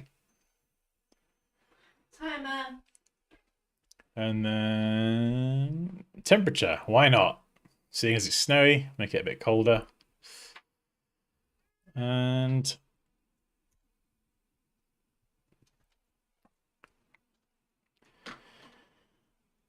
Time to go. okie dokie, even if we really wanted to, the last thing we could do is we could add a path blur just to, you'd have to do this on the Ben. No, wait. Everyone just leave. No, don't leave me. We've got Big Ben. And if we convert this to a smart object, we can go to blur, gallery blur. We can add, oh no, not that. Delete. I can't see. You're slowing it down. We'll add a path blur. And then we'll have the speed, not that much, but maybe like 10. If you want to have like the motion of it smashing into the water, we could just yeah, I thought I'd just show you that you could do, but well, we'll add it anyway. It's an effect that you can have, and then you can turn it off, but we'll leave that there. And yeah, paste that back in there. And then that is the difference with the camera raw filter. So if we go all the way back to where we started as a stream.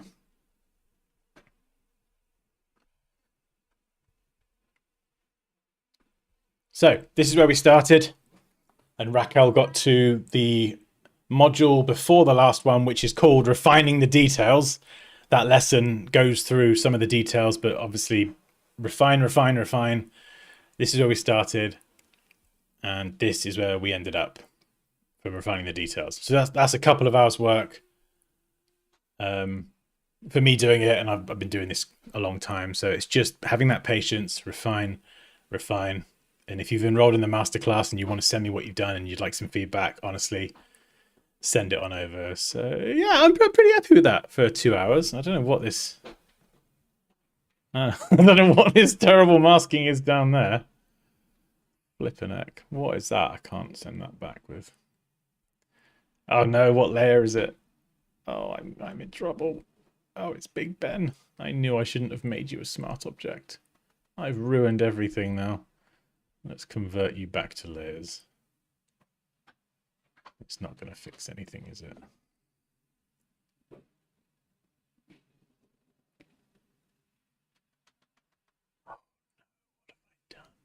What have I done? I've broke Big Ben. Okay, let's undo a few times and see if I can undo the mess that I've created. What the heck have I done? There we go. No. I don't know what I've done.